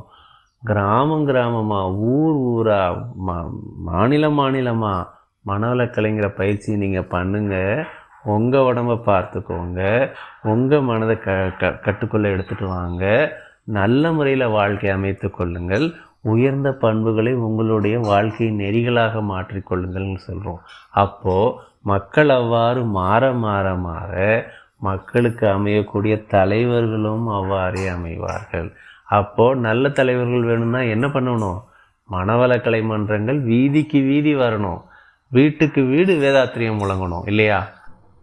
அப்போ தான் அன்பும் அறமும் உலகத்தை தன்வசமாக்கும். உலகம் முழுக்க அமைதியாகவும் இனிமையாகவும் இருக்கும். அந்த வேலையை செய்ய போகிறது யார்? மனவளக்கலைஞர்களாகிய நாம், வேதாத்திரி மகரிஷியினுடைய பிரதிநிதிகளாகிய நாம்.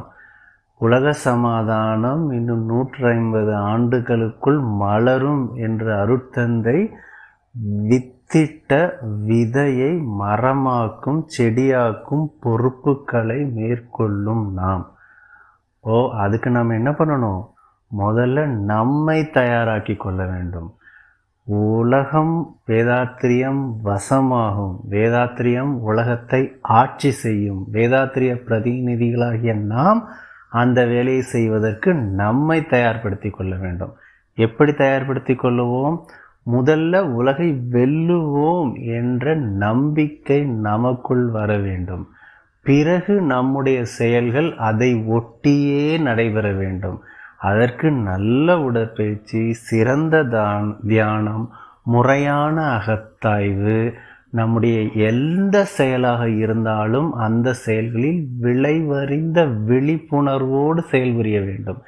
இதை செய்தால் இந்த பலன்தான் கிடைக்கும், அதனால் இதனை நான் செய்கிறேன், இதனை நான் இவ்வாறு செய்ய மாட்டேன் என்று ஒவ்வொரு கணமும் உணர்ந்து அதை வாழ்க்கையில் நடைபடுத்தக்கூடிய ஒரு தெளிவு நமக்கு வேண்டும். அது எப்படி முடியும்? மனவளக்கலை பயிற்சிகளால் மட்டும்தான் முடியும். அப்பொழுது நம்பிக்கை நமக்குள் வந்த பிறகு நாம் அந்த செயல்களும் அதற்கேற்றவாறே அமையும். நாம் சொல்லக்கூடிய ஒவ்வொரு சங்கல்பமும் தவ முடிவில் நம்மை அந்த நிலைக்கு உயர்த்துவதற்கு வகை செய்யும். உடல் நலம், ஆரோக்கியமான உடல் நலத்தோடு இருப்போம், இல்லையா? நம் தேவையானது எல்லாமே கிடைக்கும். உயர் புகழ் என்று நாம் சொல்லும் பொழுது இந்த புகழ் என்பதை மகிழ்ச்சி கொடுக்கக்கூடிய வரையறை என்ன? புகழ் என்பது எனக்கு பின்னால் 100 பேர் இருக்கிறார்கள், என்னுடைய பேச்சை 500 பேர் கேட்கிறார்கள் என்பதல்ல புகழ். நாம் செய்யக்கூடிய சேவையின் மூலமாக பயனடைந்தவர்கள் எழுப்பும் வாழ்த்து அலைதான் புகழ். அப்பொழுது உலகம் முழுக்க உயர் புகழோடு நாம் திகழ வேண்டும் என்பதற்கு என்ன செய்ய வேண்டும் என்பதையும் இயற்கை வழிகாட்டி கொடுக்கும். ஏன்? நாம் பின்னப்பட்டவர்கள். பின்னம் கேட்கிறது, முழுமை கொடுக்கிறது இல்லையா? Fraction demands, totality supplies. நாம் கேட்பது எல்லாமே இறைநிலை கொடுக்கும். அதனால் தகுதியாக்கி கொண்டு உலகை வெல்ல தகுதியானவற்றை கேட்போம். இது இறைவனுடைய பணி, இறைநிலையினுடைய பணி. அதை அவ்வாறே செலுத்தும் நாமெல்லாம் பகடைக்காய்கள், சரியான காய்களாக நம்மை உயர்த்தி கொள்வோம். அதற்காகத்தான் இப்பொழுது மனவளக்கலை பயிற்சிகள் எவ்வளவு முக்கியம் என்பதை திரும்ப திரும்ப மனதில் ஆழ்ந்து நாம் பதிவு செய்து கொள்ள வேண்டியது அவசியமாகிறது. ஒரு சின்ன ஒரு குட்டி கதை பல பேர் கேட்டிருக்கலாம். இருந்தாலும் அந்த கதையை உங்களுக்கு கவனத்துக்கு எடுத்து சொல்ல விரும்புகிறேன் இந்த நேரத்தில். அதாவது ஒரு பறவை இருந்ததாம். அந்த பறவைக்கு கடல்லாம் கடந்து உலகம் முழுக்க சுற்றி வரணுங்கிற ஒரு ஆசை. ஆனால் அது பறக்குது, அதனால் முடியல. ஒரு நாளைக்கு 10 மைல் தூரம் பறக்குது. அதுக்கப்புறம் அது முடியல, கரையில் உட்காந்துருது. ஐயோ, இனி என்ன பண்ணுறதுன்னு தெரியலையே, எப்படி நான் கடலை கடந்து என்னுடைய உலகம் முழுக்க நான் சுற்றி வரணுங்கிற ஆசையை நிறைவேற்றி கொள்ள போகிறேன்னு தெரியலையேன்னு உட்காந்துக்கிட்டு இருக்கு. அப்போது அந்த இடத்துல ஒரு முனிவர் இருக்கிறத பார்க்குது. அந்த முனிவர்கிட்ட போய் அந்த பறவை கேட்குது, இந்த மாதிரி நான் உலகம் முழுக்க சுற்றி வரணும்னு ஆசைப்பட்றேன். எனக்கு எப்படி போகிறது எப்படி வர்றதுன்னு தெரியல அப்படின்னு. சரி, அப்படியா? சரி, நீ பாட்டுக்கு பாரு, தைரியமாக பாரு. கடலில் எவ்வளோ நீர் இருந்தாலும் அதை பற்றி நீ கவலைப்படாமல் நீ பறந்து போ. ஆனால் இதுக்கு மேலே எனக்கு முடியாது அப்படிங்கிற நேரத்தில் சோர்ந்து அங்கே விழுகாமல் இருக்கிற மாதிரி சூழ்நிலை வரும்பொழுது, இல்லை திரும்பி வந்துடக்கூடிய நிலையில் நீ பாரு, முடியலைன்னா திரும்ப வந்துடு அப்படின்னு சொல்லி அந்த முனிவர் அந்த பறவைக்கு ஆலோசனை சொல்கிறாரு. பறவை பறக்குது. 10 மைல் பதில் 20 மைல் அன்றைக்கி பறக்குது. ஐயோ இல்லை, இனிமேல் நான் டயர்டாகிடுவேன், இப்படியே தண்ணியில் விழுந்துட்டேன்னா நான் செத்து போயிடுவேன், இது எனக்கு சரி வராதுன்னு சொல்லிட்டு திரும்ப கரைக்கு வருது. அப்போ அடுத்த நாள் திரும்ப முனிவர்கிட்ட போய், இல்லை நான் இந்த மாதிரி 20 மைல் தூரம் பறந்தேன், இதுக்கு மேலே என்னால் முடியல, நான் என்ன செய்கிறதுன்னு கேட்டேன். உடனே முனிவர் சொன்னாராம், சரி பரவாயில்ல, இன்னொரு முறை முயற்சி செய்து பாரு அப்படின்னாங்க. சரின்னு அடுத்த நாளும் அதே மாதிரி அந்த பறவை, இல்லை எப்படியும் நம்ம கடந்துருவோம், முயற்சி செய்வோம்னு சொல்லிட்டு பறக்க ஆரம்பிக்குது. ஒரு 25 மைல் தூரம் போச்சு. அதற்கப்புறம் இல்லை பயமாக இருக்குது எனக்கு அப்படின்னு திரும்ப கரைக்கே புறப்பட்டு சேர்ந்துருச்சு. அப்போ அடுத்த நாள் முனிவர்கிட்ட பார்த்துட்டு, இந்த மாதிரி நான் போனேன், என்னால் முடியலை அப்படின்னு சொல்லிச்சு. அப்படியா, சரி நாளைக்கு ஒரு குச்சியை எடுத்துக்கிட்டு போ அப்படின்னாங்க. எதுக்கு சாமி அப்படின்னு அந்த பறவை அவர்கிட்ட கேட்குது. அந்த குச்சி உன் கால்களில் வச்சுட்டு நீ பறந்து போ. எப்போவாவது உனக்கு ஓய்வு எடுக்கணும்னு தோணுச்சுன்னா அந்த குச்சியை அப்படியே நீ கடலில் போடு. குச்சி கடலில் முழுகாது, மிதந்துக்கிட்டு இருக்கிற மாதிரி பார்த்துக்கோ. அப்போ அது மேலே நீ உட்காந்து ஓய்வு எடுத்துக்கோ அப்படின்னு சொன்னாங்களாம். சரிங்க அப்படின்னு சொல்லிட்டு அடுத்த நாள் அந்த பறவை அந்த ஒரு நல்ல உலர்ந்த ஒரு குச்சி, தண்ணியில் விழுந்தால் கீழே முழுகாமல் இருக்கிற மாதிரி இருக்குன்னா ஒரு குச்சியை எடுத்துக்கிட்டு அதை அப்படியே பறந்து போகுது. ஓய்வு எடுக்கணும் அப்படிங்கிற ஒரு நிலை வருது, இதற்கு மேலே பறக்க முடியலன்ட்டு அப்படியே கடலில் இறங்கி அந்த குச்சி தண்ணியில் மிதந்துக்கிட்டு அது மேலே உட்காந்து ஓய்வு எடுத்துக்குது. அது அப்படியே பறக்க ஆரம்பிச்சது. அப்போது அந்த வேகத்தில் அது முழுக்க உலகம் முழுக்க சுற்றிட்டு கொஞ்ச நாள் கழித்து பருவம் மாறும் பொழுது திரும்ப அந்த புறப்பட்ட இடத்துக்கே சேர்ந்தது. அப்போ அந்த முனிவர்கிட்ட அந்த பறவை பார்த்துட்டு முனிவர் கேட்டார், என்ன உலகத்தை சுற்றிக்கிட்டியா அப்படின்னு. அப்போ அந்த பறவை சொல்லிச்சான், ஆமாம் நான் சுற்றி முடிச்சிட்டேன், திருப்தியாக இருந்தது அப்படின்னு. அப்போ என்ன ஆச்சு, அந்த குச்சியை எப்படி பறந்த, முதல்லலாம் முடியலன்னு சொன்னீங்க, இப்போ எப்படி பறந்த அப்படின்னு கேட்டாங்க. இல்லை நீங்கள் சொன்ன அந்த குச்சி தான் உபயோகமாக இருந்துச்சு, அந்த குச்சியை எடுத்துக்கிட்டே போனேன். அதுக்கப்புறம் நீங்கள் எப்போ ஓய்வு எடுக்கணும்னு தோணுதோ அப்படியே அங்கேயே அந்த இறங்கிட்டு கடல் தண்ணி மேலேயே அது முழுகாமல் இருந்தது, அது மேலேயே உட்காந்துட்டு நான் ஓய்வு எடுத்துக்கிட்டேன். அது மேலே வரக்கூடிய சிறு சிறு கடல் பறவைகள், அந்த பூச்சிகள் எல்லாத்தையும் உணவாக உண்டு கொண்டு அப்படி என்னுடைய பயணத்தையும் முடிச்சிட்டேன் அப்படின்னு சொல்லிச்சேன். அப்போ நீ குச்சியை தூக்கிட்டு போனையா இல்லை குச்சி ஒன்றை தூக்கிட்டு போச்சா, எப்படி உனக்கு பயணம் இருந்தது அப்படின்னு கேட்டாங்க. அதுக்கு அந்த பறவை சொல்லிச்சு, ஆரம்ப காலத்தில் நான் அந்த குச்சியை தூக்கிட்டு போகிறதே எனக்கு ஒரு சிரமமாக இருந்தது. ஐயோ, எதுக்கு முனிவர் போய் நான் பறக்கிறதே ஓய்வு எடுத்துக்கிட்டு தளர்வில்லாமல் இந்த பயணத்தை மேற்கொள்ள முடியலையே அப்படின்னு சொல்கிறேன். அந்த நேரத்தில் ஒரு குச்சியை கொடுத்துட்டு இந்த குச்சியை தூக்கிட்டு போகணுன்னு சொல்கிறது எனக்கு கஷ்டமாக இருந்தது. ஆனால் ஒரு நிலைக்கு அப்புறம் தான் எனக்கு புரிஞ்சது, அந்த குச்சியை நான் தூக்கிட்டு போகல, அந்த குச்சி தான் என்னை காப்பாற்றி என்னை இந்த அளவுக்கு இதில் வெற்றி அடைய செய்ய உதவியாக இருந்தது அப்படின்னு. அதுக்கப்புறம் தான் அந்த குச்சியோட பயணம் உணர்ந்தேன். அப்புறம் தான் என்னுடைய இந்த உலகம் சுற்றும் பயணத்தை நான் வெற்றி பெற்றேன், நான் அதில் முடிவு கண்டேன் அப்படின்னு சொல்லிச்சு. அப்போது அந்த குச்சி மாதிரி இந்த உலகம் முழுக்க நாம் வெல்லணும்னா நமக்கு உறுதுணையாக இருக்கக்கூடியது இந்த வேதாத்திரியம். முதல்ல இந்த மனவளக்கலை பயிற்சிகள் செய்யும் பொழுது ஐயோ நம்ம செய்யணுமா, இது நமக்கு ஏற்கனவே நேரம் இல்லை, ஆஃபீஸ் இருக்குது, ஃபேமிலி இருக்குது, இவ்வளோ வேலை இருக்குது, அவ்வளோ வேலை இருக்குது அப்படின்னு தோணும். ஆனால் எப்படி அந்த குச்சி தான் அந்த பறவையை உலகம் முழுக்க சுற்றி வருவதற்கு உதவியாக இருந்து உறுதுணையாக இருந்து அதை வெற்றி காண வச்சதோ, அதே மாதிரி நாளடைவில் நம்ம அந்த பயிற்சிகளை செய்ய செய்ய செய்ய செய்ய இந்த மனவளக்கலை பயிற்சிகள் தான் நம்முடைய வாழ்க்கையில் அந்த வெற்றியை அடைவதற்கு உறுதுணையாக இருக்கும், அந்த வெற்றியை அடைய செய்யும். இப்போ அந்த பறவைகளாக நாம் இருக்கிறோம் என்றால் நமக்கு குச்சியாக இருப்பது இந்த வேதாத்திரியம், இந்த மனவளக்கலை பயிற்சிகளை உணர்ந்து செய்வோம். மகரிஷியினுடைய தொலைநோக்கு பார்வையான உலக சமாதானத்தை உலகம் முழுக்க அடைவதில் நம்மை இணைத்து கொள்ளுவோம்.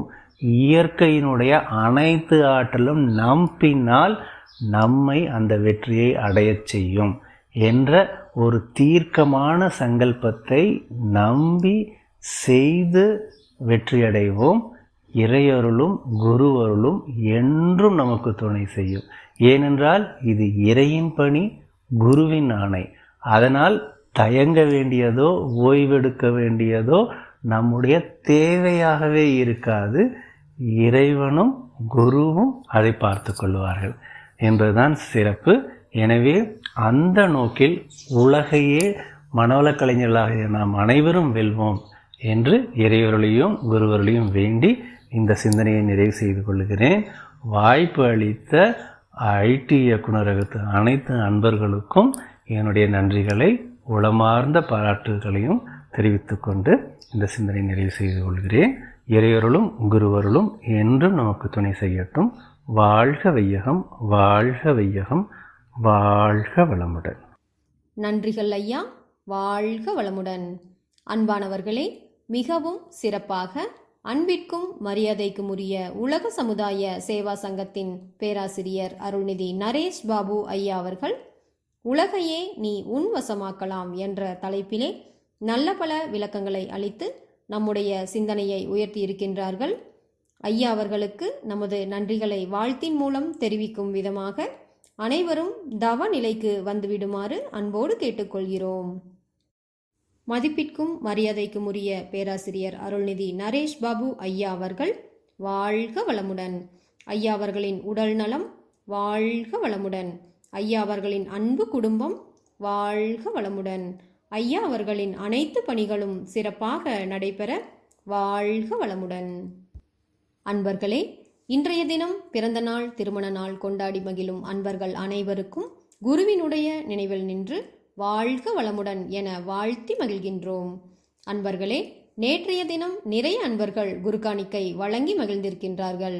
இன்னும் நிறைய அன்பர்கள் குருகாணிக்கை வழங்கியும் வந்து கொண்டிருக்கின்றார்கள். குருகாணிக்கை வழங்கிய அன்பர்கள் அனைவருக்கும் நன்றிகளையும் வாழ்க வளமுடன் என்ற வாழ்த்துக்களையும் குருவினுடைய நினைவிலிருந்து தெரிவித்து மகிழ்கின்றோம். மனமுவந்து தாங்கள் அளிக்கும் குருகாணிக்கைக்கு இந்திய வருமான வரித்துறையின் 80Gயின் படி வருமான வரி விலக்கு உண்டு என்பதை அன்போடு தெரிவித்துக் கொள்கிறோம். அன்பர்களே, 1,00,000 அன்பர்கள் வரை கலந்து தவம் செய்யக்கூடிய ஆன்மீக உலக சாதனை நம்முடைய ஸ்கை யோகா டிவி யூடியூப் சேனலிலே நடைபெற இருக்கின்றது. அதை பற்றிய ஒரு சிறிய காணொளி காட்சியை நாம் அனைவரும் தற்போது காணலாம். வாழ்க வையகம், வாழ்க வையகம், வாழ்க வளமுடன். வாழ்க வளமுடன். வாழ்க வையகம், வாழ்க வளமுடன். வாழ்க வையகம், வாழ்க வையகம், வாழ்க வளமுடன். வாழ்க வையகம். உங்கள் அனைவருக்கும் ஒரு ஆத்மார்த்தமான வேண்டுகோள். ஆன்மீக உலக சாதனை தவம். 15வது வேதாத்திரிய வேள்வி தினம். ஆசான் அருள் தந்தை வேதாத்ரி மகரிஷி அவர்கள் அருளிய வேதாத்திரியும் உலகம் முழுவதும் சென்றடைய ஒன்று கூடுவோம். மார்ச் 28, 2021 ஞாயிற்றுக்கிழமை மாலை 6 மணிக்கு சிறப்பு வாய்ந்த பௌர்ணமி தினத்தில் ஆன்மீக உலக சாதனை புரிய தாங்களும் தங்கள் குடும்பத்தினரும் அனைவரும் ஒரு சேர அமர்ந்து இந்த தவத்தில் ஈடுபடலாம். பஞ்சபூத நவகிரக தவம் இயற்ற உங்கள் குடும்பத்தினர், உறவினர் மற்றும் நண்பர்களுடன் வாருங்கள். நீங்கள் அனைவரும் வந்து கலந்து கொண்டு இந்த தவத்தை சிறப்பித்து தர வேண்டும். இருந்த இடத்தில் இருந்து கொண்டே, ஒரு செல்போன் மட்டும் இருந்தால் போதும், அங்கிருந்து கொண்டே நீங்கள் இந்த பயிற்சியிலே கலந்து கொள்ளலாம். ஸ்கை யோகா டிவி யூடியூப் சேனலை சப்ஸ்கிரைப் செய்து பெல் பட்டனை கிளிக் செய்யவும். அன்போடு வரவேற்கிறோம். உலக சமுதாய சேவா சங்கத்தின் சார்பாக, அருட்தந்தை வேதாத்ரி மகரிஷி அவர்களின் சார்பாக உங்கள் அனைவரையும் வரவேற்கிறோம். மேலும் விவரங்களுக்கு அருகில் உள்ள மனவளக்கலை மன்றங்களை தொடர்பு கொள்ளுங்கள். மார்ச் 28ஆம் தேதி ஞாயிற்றுக்கிழமை மாலை 6 மணிக்கு இந்த தவத்தில் அனைவரும் கலந்து கொள்ள மீண்டும் வேண்டுகிறோம். வணக்கம். வாழ்க வளமுடன், வாழ்க வளமுடன், வாழ்க வளமுடன். வாழ்க வளமுடன். அன்பானவர்களே, ஆன்மீக உலக சாதனை நிகழ்ச்சியை உங்கள் அன்பு நண்பர்களுக்கும் உறவினர்களுக்கும் தெரியப்படுத்தி அனைவரும் ஸ்கை யோகா டிவி யூடியூப் சேனலிலே இணைந்து பஞ்சபூத நவகிரக தவத்தினை மகரிஷியோடு இணைந்து செய்யுமாறு அன்போடு இணைப்பில் இணைந்துள்ள அனைவரையும் சிரம் தாழ்த்தி கேட்டுக்கொள்கிறோம். இந்த இணைப்பு நமக்கு சிறப்பாக நடைபெறுவதற்கு உதவி செய்த நமது உலக சமுதாய சேவா சங்கத்தின் தலைவர், மதிப்பிற்கும் மரியாதைக்கும் உரிய பத்மஸ்ரீ அருள்நிதி SKM மயிலானந்தன் ஐயா அவர்களுக்கு மனமார்ந்த நன்றிகளையும் வாழ்க வளமுடன் என்ற வாழ்த்துக்களையும் தெரிவித்து மகிழ்கின்றோம்.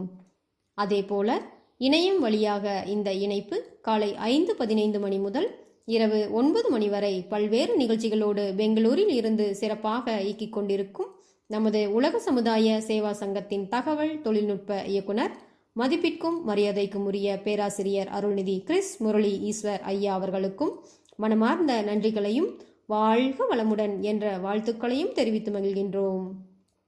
ஒவ்வொரு நாள் நிகழ்ச்சியும் Vethathiriyam for world piece Facebook மற்றும் ஸ்கை யோகா டிவி யூடியூப் சேனலிலும் பதிவேற்றம் செய்து பல்வேறு டெக்னிக்கல் சப்போர்ட் உதவிகளை செய்து கொண்டிருக்கும் ஆலியார் IT டெக்னிக்கல் டீம் உதவியாளர்கள் அனைவருக்கும், நிகழ்ச்சி ஒருங்கிணைப்பாளர்கள் அனைவருக்கும் மனமார்ந்த நன்றிகளையும் வாழ்க வளமுடன் என்ற வாழ்த்துக்களையும் தெரிவித்து மகிழ்கின்றோம்.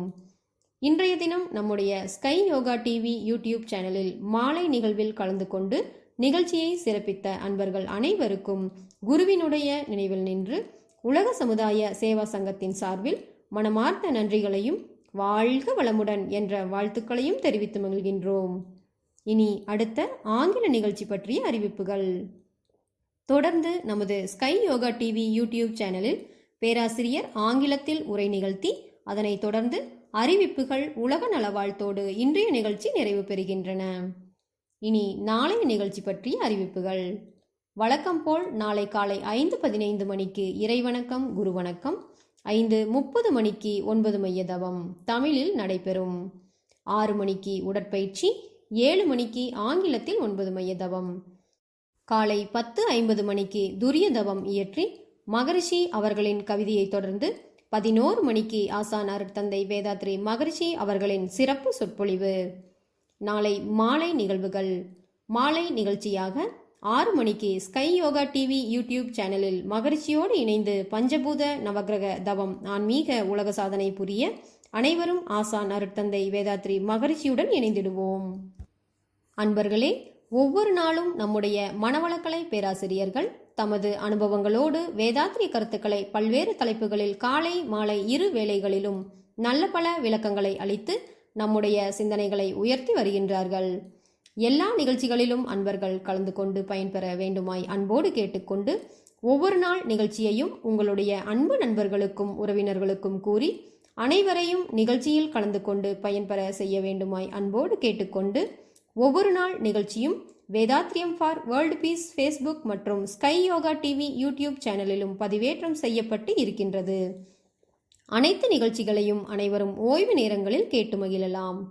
மேலும் அனைத்து நிகழ்ச்சிகளையும் உங்களுடைய அன்பு நண்பர்களுக்கும் உறவினர்களுக்கும் அனுப்பி அனைவரையும் நிகழ்ச்சியை கேட்டு பயன்பெற வைப்பதும் குருவுக்கும் சமுதாயத்திற்கும் நாம் அளிக்கும் காணிக்கையாகும் என்று கூறி இத்துணை நேரம் ஸ்கை யோகா டிவி யூடியூப் சேனலில் இணைந்த உங்கள் அனைவருக்கும் மனமார்ந்த நன்றிகளையும் வாழ்க வளமுடன் என்ற வாழ்த்துக்களையும் கூறி உள்ளங்களில் வேதாத்திரியம் வளர உள்ளங்கைகளில் வேதாத்திரியம் மலர என்றும் இணைந்திருங்கள். காலையில் ஆலியார் ஜூம் இணைப்பில் நிகழ்வுகளை கேட்டு மகிழலாம். மாலையில் ஸ்கை யோகா டிவி யூடியூப் சேனலில் இணைந்து நிகழ்ச்சிகளை கேட்டு மகிழலாம். ஆலியார் ஜூம் இணைப்பு எண் 8111181911. பாஸ்வேர்ட் ALIYAR என அன்போடு தெரிவித்துக்கொண்டு உங்களிடம் இருந்து விடை பெறுவது உங்கள் அன்பிற்கினிய அருள்நிதி கவிதா. நன்றி. வாழ்க வையகம், வாழ்க வையகம், வாழ்க வளமுடன். Be blessed by the divine. Let's join together to do online meditation and make a spiritual world record to spread the power of Kundalini Yoga taught by Yogiraj Vethathiri Maharishi. Join us to do 5 elements and 9 planets meditation on March 28, 2021 at 6 p.m. Indian Standard Time. Please subscribe to Sky Yoga TV channel on YouTube by pressing the bell button and participate in the online meditation. Please contact nearest Sky centers for further details. Join us with your family and friends and make it as a grand success. Be blessed by the divine. Be blessed by the divine. May the whole world enjoy prosperity, happiness and peace. Today, 20th month, Saturday, World Peace Year 36. It's our great pleasure to welcome you all for this online satsang evening, organized by the World Community Service Center, IT Team English. Today we have very important and interesting topic, the gravity of gravity. To understand the finer aspect of this, we are very happy to invite our senior professor, Dr. K. Perumal, Director, Vision Research. To introduce about our professor, he is from Dindigul. He worked as a professor in physics department at Sri Ramakrishna Mission College, Coimbatore for 33 years. Under his guidance, 10 scholars have completed PhD, 25 students have completed MPhil. Around 50 papers were published in national and international journals in physics stream.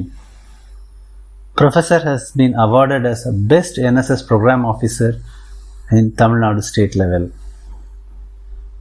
Professor got introduced to Swamiji in the year 1981 and spent his time with Swamiji regularly from there on.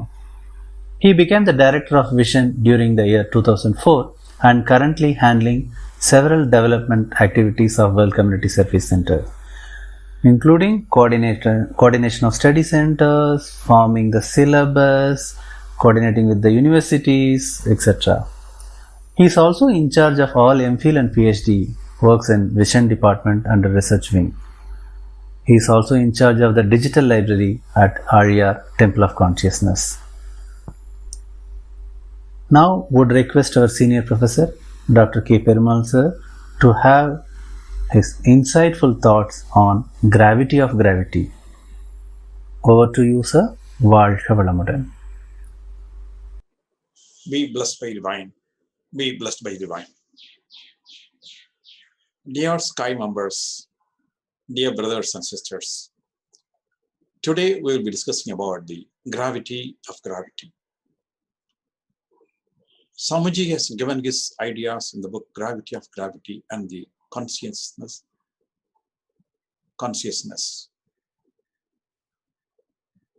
The gravity of gravity is a wonderful theme Swamiji has given here. The two gravity,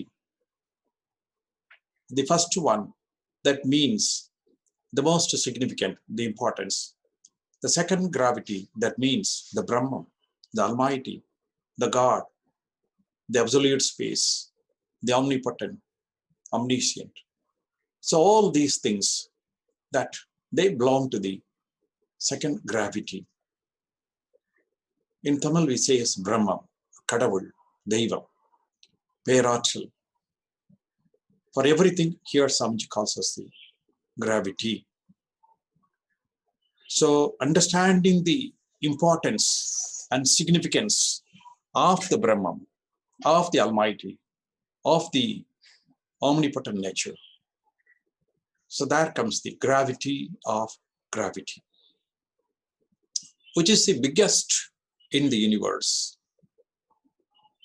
and which is more powerful in the universe. What can be the biggest one? We are living on the earth. The solar system may be bigger than us. The galaxy may be bigger than the solar system. But the universe consists of billions of galaxies. So the universe is bigger than the Milky Way galaxy. Then what else is bigger than that? Where is the universe? The universe, the entire universe, is floating in the space. The space is very vast. It has no boundary. There is no end. So the space is the biggest one. And all these universes, all the planets, stars, galaxies, they all have a definite lifetime, as we have. We, the human being, we live for 100 years. Similarly, all the celestial bodies, maybe planets, maybe asteroids, maybe stars, maybe galaxies, they do have a definite lifetime. So after that lifetime, what will happen? They disappear. All these masses will disappear one day. When all these celestial bodies, stars, and galaxies disappear, then what will be the result? So only the space will be there. So space is the source of all these stars and the galaxies. There is a source for the formation of atoms, molecules, Panchaphutas, stars, galaxies, then later on the living beings. That is a source for everything. So that Swamiji calls that space, absolute space, which becomes the source for the creation of atoms, molecules, stars, galaxies, living being, everything. That he means as the gravity. So now we are going to understand the different features and attributes of the space or the gravity. So that's why this topic Swamiji has given us gravity of gravity. The space is very vast. It is infinite. Generally, we can reach that space only by the meditation. Not taking the physical body through a rocket, we can never reach. We can never reach the end of the space. But through the meditation, we can travel into the space and enjoy the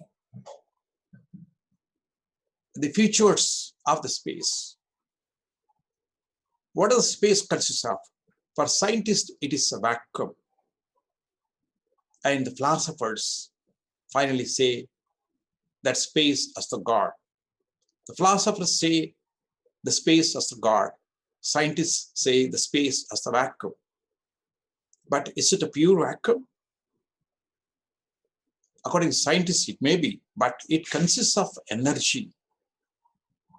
The energy is responsible for the creation of the atoms, molecules, stars, galaxies, and the entire universe. So the space is responsible for everything. That is a source of creation of everything in the universe. So it has that energy. That energy is later on converted into mass. We all will be knowing that Einstein's mass energy conversion, E is equal to mc square. When any mass is converted into energy, that formula holds good. E is equal to mc square. M is the mass, c is the velocity of light. Similarly, the energy can be converted into mass. The reverse phenomena that occurs mostly by nature. The space which is given us 4 attributes by Swamiji: the plenum, force, consciousness, and time. Swamiji defines the space as the everlasting, singular, almighty, penetrating, highly transparent, mighty, divine, dark fluid. The compression occurring at the space that causes the infinitesimal, the particle, which Swamiji calls as the dust particle. So that is the cause for the evolution of the entire thing in the universe. That Swamiji calls as the dust particle. So that is the first one formed in the universe. Here, the space was a continuous one. When the dust particles are formed, then part of the space has become the dust particle. So the part of the space by which they are called as particles, part of the space has come as the small particle. In the beginning, we call that as a formative dust particle. So the space has four attributes: plenum, force, consciousness, and time. Plenum, it has infinite energy. It is inexhaustible. From the space, stars can be formed, galaxy can be formed, living beings can be formed. Everything can be formed continuously. By the formation, the energy of the space will not come down. It remains as such. Why? All these particles, galaxies are formed, one day will decay and disappear in the same space. Therefore, the total energy of the space will not reduce, will not come down anywhere. So the conservation of energy occurs with the space. In physics, we all will be knowing the conservation of energy. That is, the energy can neither be created nor be destroyed. But the energy can be transferred or converted from one form to another form. Similarly, the space consists of energy, which we can say as the potential energy, which is inherent with the space. Later on, the same energy is converted into particles, the mass, the stars, the galaxies, and all the things in the universe. And again, all these masses will disappear one day and will merge with the space. Therefore, space is a continuous one. It has inexhaustible energy. By the formation of the particles in the galaxy, the energy will not come down because those particles formed by the galaxies are only in the space. They will one day disappear and again merge with the space. So, Swamiji calls it a plenum. And the space consists of infinite energy. How you can say the space consists of infinite energy? See, all these masses, stars, galaxies, everything, they're all floating in the space. You take the earth is floating in the space. The sun, which is floating in the space. All the stars are floating in the space. The galaxy is floating in the space. The entire universe is floating in the space. Therefore, the space supports everything. Now let us analyze which will be the mightiest, either the floating one or the supporting one. The supporting one should be the mightiest one. Therefore, the space supports all these masses, stars, and the galaxies to float inside the space.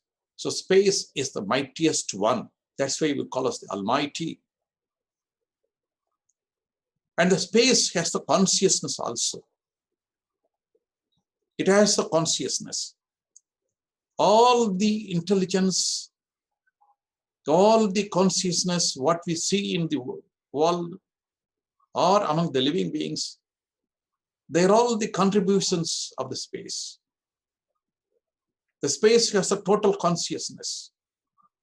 And the particle, the living being, the masses, galaxy, they do have the consciousness, fractional consciousness. But the space has the total consciousness. That is, we can see the consciousness, Swamiji defines as order of function in everything, everywhere. Taking from the atoms and the molecules, stars and the galaxies and the living beings, there is a perfect order of function. Even when you take a hydrogen atom, the electrons, the protons, they are spinning and revolving at a particular speed, at a particular time. There is a perfection. There is an order of function. The hydrogen may be here in India. The hydrogen may be there in USA or may be there in Japan. They possess the same properties. The electron of the hydrogen will be like that. The proton of the hydrogen will be like that. So there is a perfection occurring there. That the order of function, that regularity, that Swamiji calls as a consciousness. Generally, that consciousness exists in all the atoms and the molecules, in all the living beings also. So basically, Swamiji defines that as the pattern, precision, regularity. See, each and every object, they have a size, they have a shape, they have an arrangement of atoms. That we call as the pattern. The hydrogen, there is one electron, one proton will be there. In oxygen, there will be 8 electrons, 8 protons, and 8 neutrons will be there. Similarly, all the atoms of the molecules are formed. The solar system we form, we have the different planets around the sun. There is a perfect order, maintain the distance, everything. So totally we can see the solar system as a big globe in which all these planets are revolving inside. So entire thing you call as a solar system. Similarly, the Milky Way galaxy, which consists of some 20,000 crores of stars, it is said to be the spiral galaxy. There is a pattern for it. It is spiral in shape with 5 arms. Similarly, for the human being, we have some 2 legs, 2 hands, 2 eyes, 2 ears. And there's a pattern, the size and the shape. So there's a pattern remaining everywhere, everywhere. Then the precision, the accuracy in which it is maintained. See, take the solar system. The first planet, Mercury, is at a distance of 3 crore miles. The Venus is at a distance of 6 crore miles. The Earth is at a distance of 9 crore miles. The Mars at a distance of 14 crore miles. Similarly, all these planets around the sun are maintained at a particular distance. Even though there will be some slight variations, but they are maintaining the distance. The Earth spins itself once in a day and revolves around the Earth once in a year. There's a perfect time maintained by that. There's no deviation, even in a second. So how that is maintained? So that consciousness. The space has a consciousness. That consciousness is there in each and every particle and every mass, every planet, every star, every galaxy, everywhere it is there. The consciousness is there. The same consciousness is there in the human beings also. Later on, using that consciousness, we enjoy that through the 5 senses. And we do the meditation and try to enjoy the total consciousness through the deep meditation. So that consciousness is functioning as the order of function in everything, everywhere. Maybe living thing or maybe non-living thing. That order of function is maintained. That consciousness is there in everything. Then the regularity. Yeah, the pattern, precision, and regularity. The regularity is maintained. As earlier said, We can say that the earth revolves around the sun once a year. Similarly, the sun also revolves around the galactic center. Up to this, the sun has covered 2 revolutions about the galactic center. All the stars in the galaxy are revolving around the galactic center with the same time. There is no deviation of the time. So they maintain that regularity. Taking from the atoms, molecules, stars, galaxies, everything, they maintain that order, that time, that perfection. So that you call as the regularity.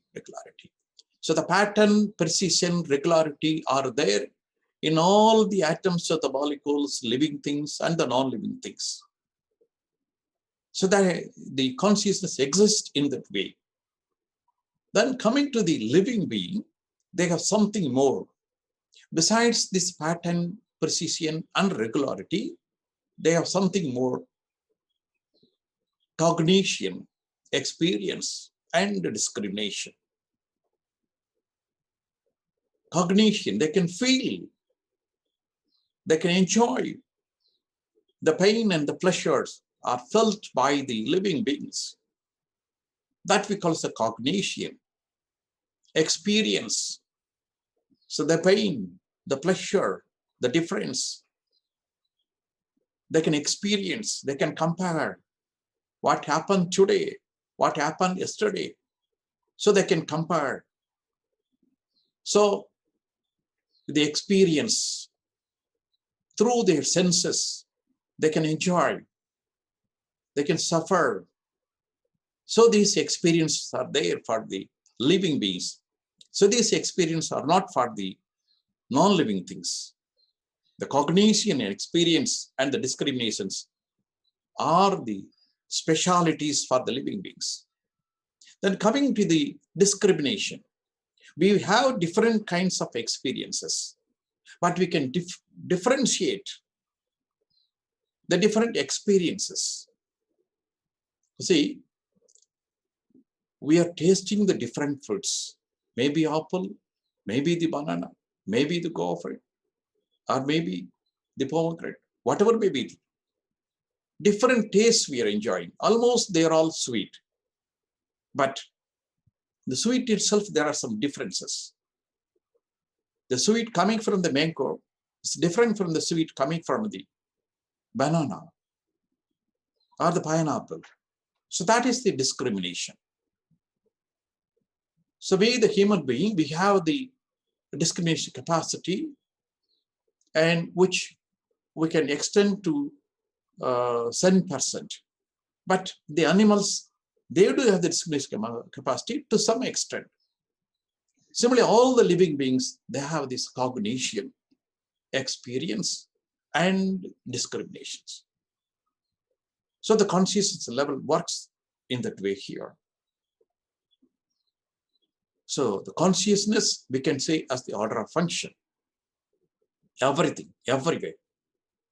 So in non-living things that exist as the pattern, precision, regularity, the same exists in the human being also. Besides that, the human being, they possess cognition, experience, and the discrimination.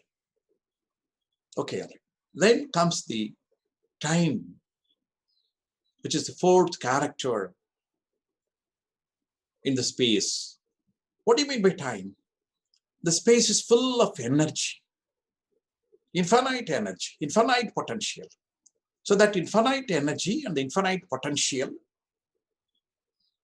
that compresses itself. That Swamiji calls us the self-compressive surrounding pressure force. Any energy can be related to frequency. By a formula, E is equal to h nu, Planck's law, we call that. E is equal to mc squared, that is Einstein's mass energy equation. Similarly, that E is equal to h nu, that formula that called as Planck's law. Okay, all right. What is that E energy? H constant. At the nu, there is a frequency. So therefore, if the energy increases, that frequency will be also increasing. What is the energy of the space? It's infinite. Therefore, space should be associated with infinite frequency. That infinite frequency, Swamiji calls as the kinematic quivering. The space is associated with infinite frequency. That frequency, Swamiji calls as the kinematic quivering. Because of the frequency only, all the particles, masses, all the evolution that occurred. If the frequency is not there, then nothing would have happened in the space. No atoms, no molecules, no stars, no living being, nothing. Because of the frequency only, all the things are happening continuously. This is something like that. In a computer you can have. You can see that. That is a frequency oscillator, which is the basic for the functioning of the computer. Even though the computer is doing wonderful work with the different features, but there will be a basic oscillator.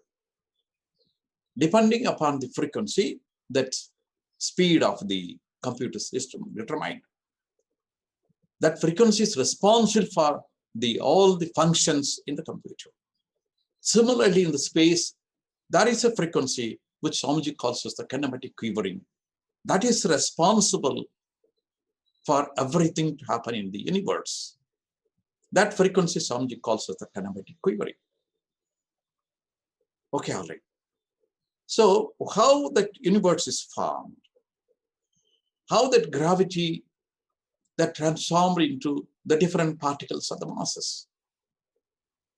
The space is full of energy, which has infinite energy. The energy is associated with the frequency. So this energy and the frequency is everywhere in the space. Where is space? Space is everywhere. Now we can imagine this, the space beyond the universe, around the universe, space in between the stars, galaxies, atoms, and the molecules. Even inside the atom, the space is there. And beyond the universe, it's pure space we can imagine.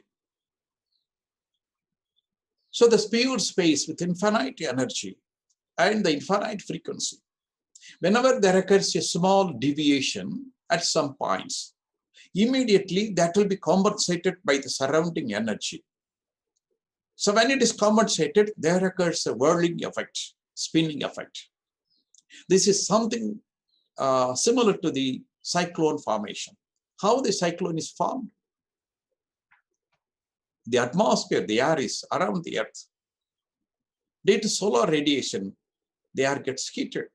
The density differs and the pressure differs. At some region, low pressure occurs. We call it a low depression region. When there is a low pressure at some region, then it has to be compensated by the high pressure air.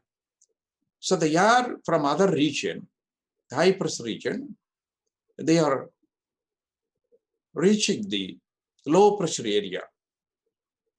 And once the air from the high pressure region, they reach the low depression area, they meet together from different directions and they form a spinning effect. That spinning effect you call as a cyclone. Similarly, in the space, whenever there occurs any variation in the energy or in the frequency, immediately a spinning effect occurs. That spinning space, that spinning energy, that you call as the dust particle, formative dust particle. Again, part of the universe. Earlier, the space was continuous. Now it is broken into pieces. That piece, that fragment, you call as the particle, formative dust particle. In that way only, dust particles are formed. The particles are formed continuously in the space. And the entire space is filled with the dust particles now. Where is space? Space is everywhere. So the space is completely filled with the dust particles. So now we say air around us. What do you mean that the air molecules are there? So they are the particles. There is a difference. There is a distance between the molecules. Similarly, the space is filled with the dust particles. So these dust particles are the smallest one in the universe. Because of the heavy compression of the space, they become smaller and smaller. Finally, the smallest one in the universe. They have to withstand the heavy compression of the space. So that spinning speed is very much, or we can say they are spinning at a very high speed. The speed of the dust particle, that is the maximum in the universe. So the dust particles, we can imagine the smallest in the universe and the fastest in the universe. They are spinning. How long they will be spinning? One day they will stop. When they stop, what will happen? They become space. As long as they spin, it is called as a particle. Once they stop their spinning, it becomes a space. When they are spinning, what will happen? When they are spinning, some disturbances will be caused in the space. The disturbances will be carried over as waves. That's somebody calls as a magnetism. Any spinning dust particle, that will be always spreading the magnetism outside. That will be going out from the particle. That will be repulsive in nature. Whatever comes on the way, that will repel. So that magnetism is in repulsive nature. No two dust particles will come together and will join. They will always maintain a distance between them. Why? There is a repulsive force coming there. They cannot come in contact with each other. The dust particles spinning very fastly. So there will be repulsive wave coming in between. So they cannot join together. At the same time, the space is having a tremendous energy that will compress everything. They maintain, they don't allow the dust particles to go away and away. They compress and bring them together. They cannot touch, but at the same time, a distance is maintained. In that way, only the distance between everything, the stars, galaxies, atoms, molecules, everything, they come in the way. The dust particles, they repel. The space compresses. Then, when these two energy become equal at some point, that distance is maintained. Okay, what will happen to the dust particle? They are spinning, and the spinning slowly comes down. One day, completely stops, and it becomes a space. So in the space, we can have the dust particle of different speed. So the dust particles of the different speed are grouped then and there. They form another particle, which we call as the Akash particle. So millions of dust particles with a different speed, they are grouped together and they form the Akash particle, which will be in global shape, spherical shape, consisting of millions of particles. So each dust particle is always radiating a wave. So the millions of particles inside that Akash particle, that will be also, they all will be radiating the different waves. But all these waves will come together and form a resultant wave. That will be coming out of the Akash particle. So that is the radiation coming from the Akash particle. That is a magnetism coming from the Akash particle. That we call as the universal magnetism. All these dust particles, they are radiating a wave. And all the waves put together, it forms a resultant wave. That resultant wave from Akash particle, they will be coming there. So these waves are going into space. And slowly, they get dissolved in the space. This is something like that when you put a small ice cube in a bucket of water, after some time, the ice cube melts down and it becomes water. because the water and the ice cube, basically they are one and the same. But when the ice melts, what happens? A chilling effect. The temperature has come down in the small region. Or we can say that is the energy distributed by the ice cube. Similarly, when the waves are spreading in the space, then slowly they get dissolved in the space. When they get dissolved, the change occurring in the space, that's how much it calls as the magnetism. So each and every atom, every molecule, every spinning particle, always they will be radiating a wave which will be repulsive in nature, and these waves will slowly get dissolved in the surrounding space. That total Swamiji calls as the magnetism. So the Akash particles, they are also spinning because the total resultant force that makes the Akash particle spin. But that spinning speed will be less than the dust particle. The spinning speed of the dust particle will be greater, but the Akash particle comparatively it will be less. And the Akash particle, so now imagine first the space is filled with the dust particles, then second these dust particles assemble then and they form the Akash particles. The Akash particle, they are also spinning. And the Akash particle spinning continuously, they lose the speed. So we have Akash particles of different speed. They again combine to form the different atoms, molecules, and other things. The beginning, the hydrogen is formed. Hydrogen consists of one electron, one proton. Electron is one Akash particle recently formed. Proton is another Akash particle that formed some millions of years ago. So they have the different speed. They assemble together as the hydrogen atom. Similarly, all other atoms are formed. The electrons, protons, and the neutrons are nothing but the transformation of the Akash particle. The beginning you call as the Akash particle, later on you call as the electron and proton, neuton. They combine to form the atoms and the molecules. So when they combine to form, always they are radiating. In the beginning, when the Akash particles are independent, individual, that radiations we call as the pressure.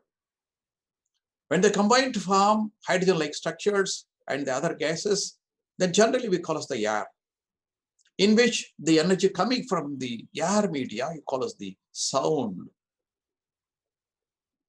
Then when the air becomes heavier, after oxygen is coming there. What is oxygen? It consists of 8 electrons, 8 protons, and 8 neutrons. Totally, there are 24 particles tightly packed. The energy coming from this oxygen media, that is responsible for creation of the light, the fire. So that is the magnetic energy coming from that. Then when the hydrogen, the light element, and the oxygen, the heavy element, when they combine together, when these two gases combine together, they fill up the gap in between them. They form the water media, H2O in that way. In that way, only rare gases and the dense gas, they combine together, they form different types of liquids, more tightly packed. Then when more atoms or molecules form tightly, then it becomes land or solid. So the solid, the atoms and molecules are more tightly packed. That's all. So there also the magnetism will be coming there, the energy will be coming there. So that energy in general we call as a smell. That smell from the solids and the taste from the liquids. In that way, all these magnetic transformation, pressure, sound, the light, taste, and the smell from the 5 medias. So that medias we call as the Panchapudas. These magnetic transformations we call as the Pancha Tanmatras. So these are the ways in which the entire universe exists. So the gravity, the infinite energy in the space, it gets converted into dust particles and radiating a wave which keeps the magnetism.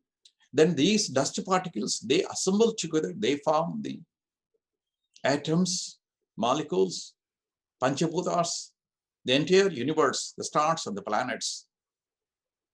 Whenever this magnetism,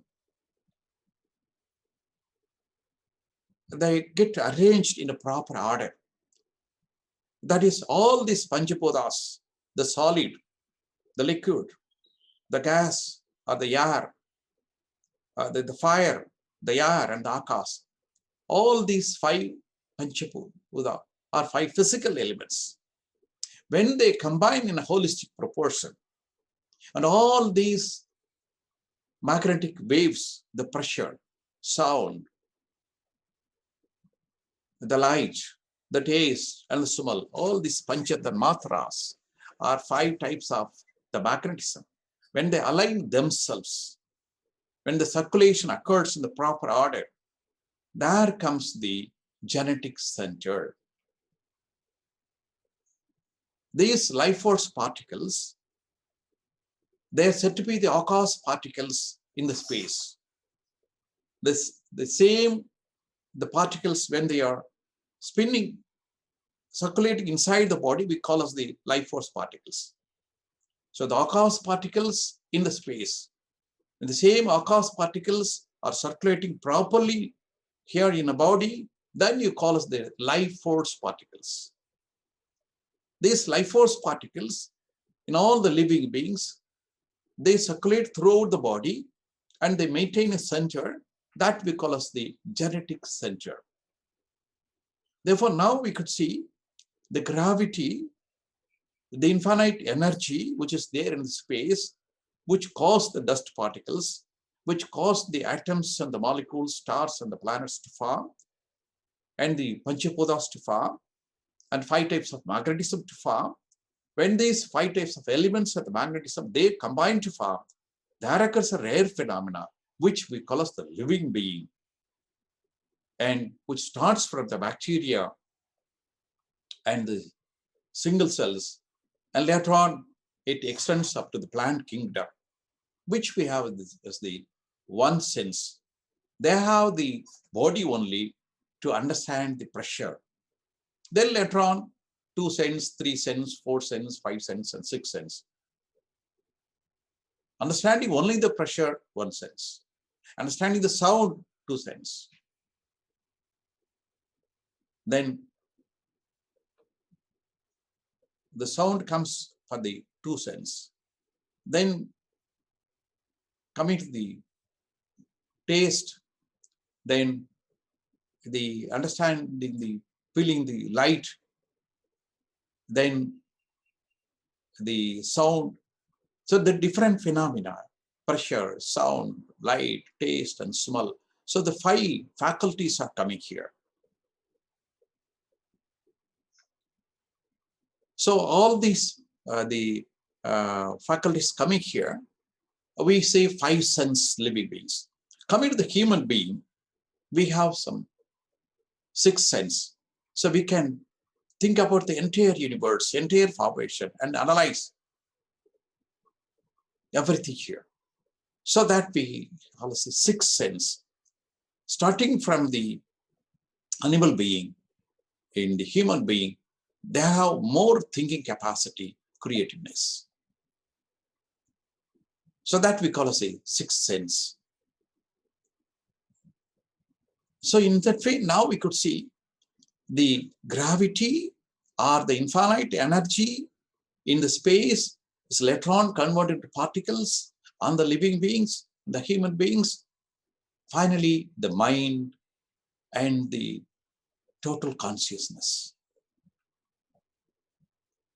So the gravity of gravity, understanding the significance of the gravity, of the space, of the attributes of the space, and realizing the different futures that makes our consciousness to reach that level to acquire that perfection.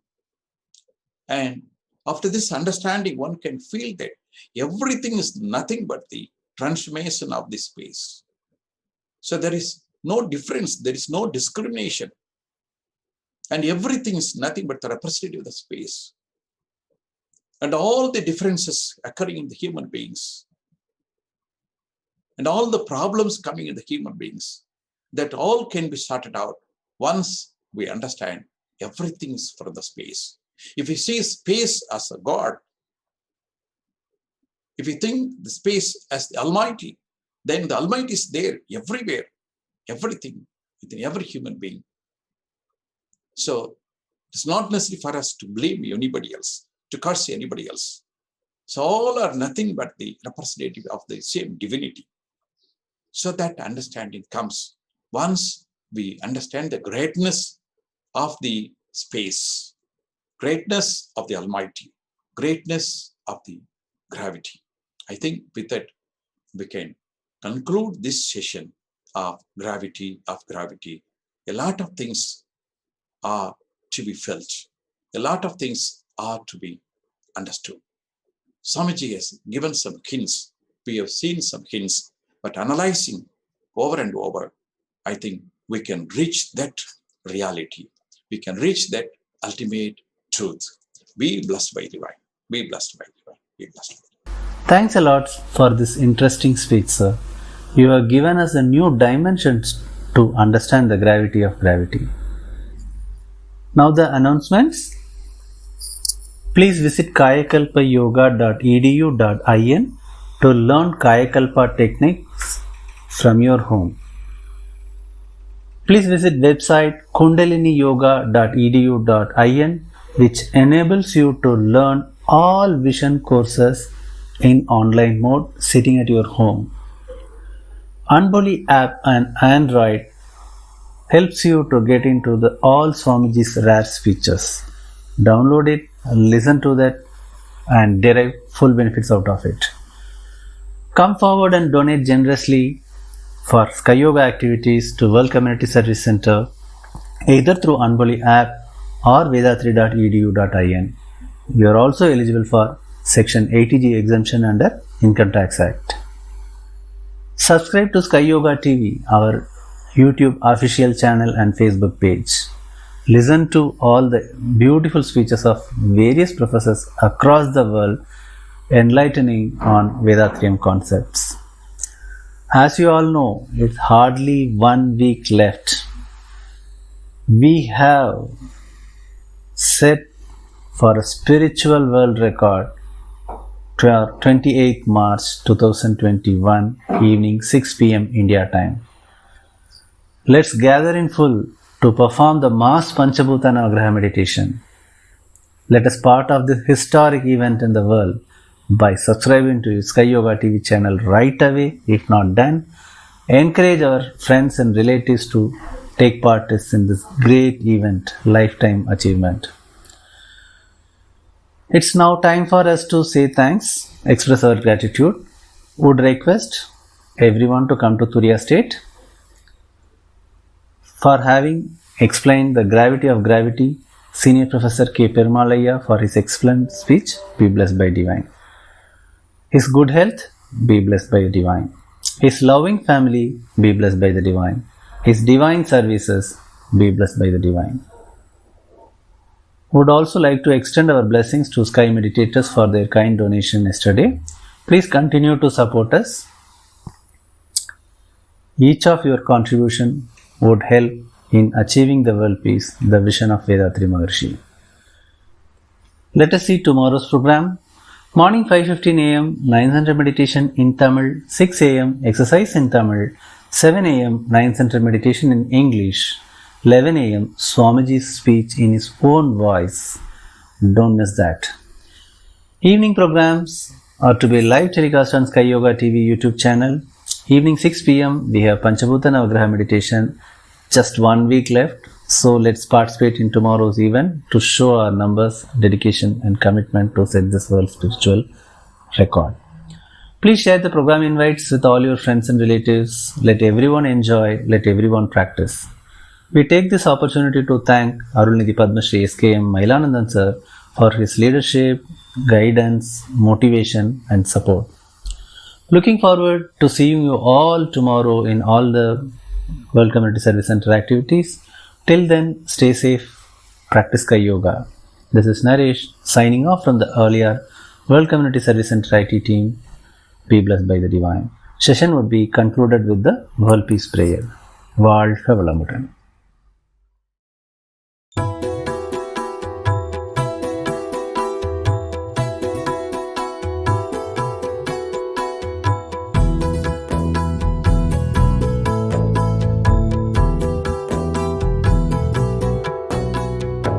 உலகமெல்லாம் பருவமழை ஒத்தபடி பெய்யட்டும். உழவரெல்லாம் தானியத்தை உவப்புடனே பெருக்கட்டும். பல தொழில்கள் புரிகின்ற பாட்டாளி உயரட்டும். பகுத்துணர்வில் தொகுத்துணர்வு பண்பாட்டை உயர்த்தட்டும்.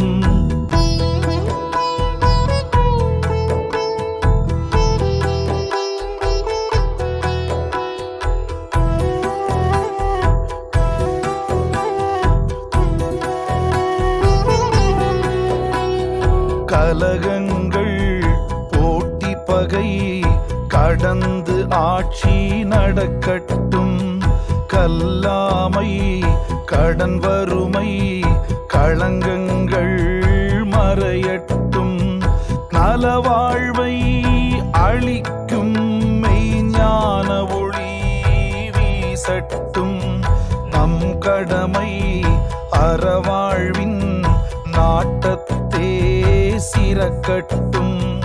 நம் கடமை அறவாழ்வின் நாட்டத்தே சிறக்கட்டும். நம் கடமை அறவாழ்வின் நாட்டத்தே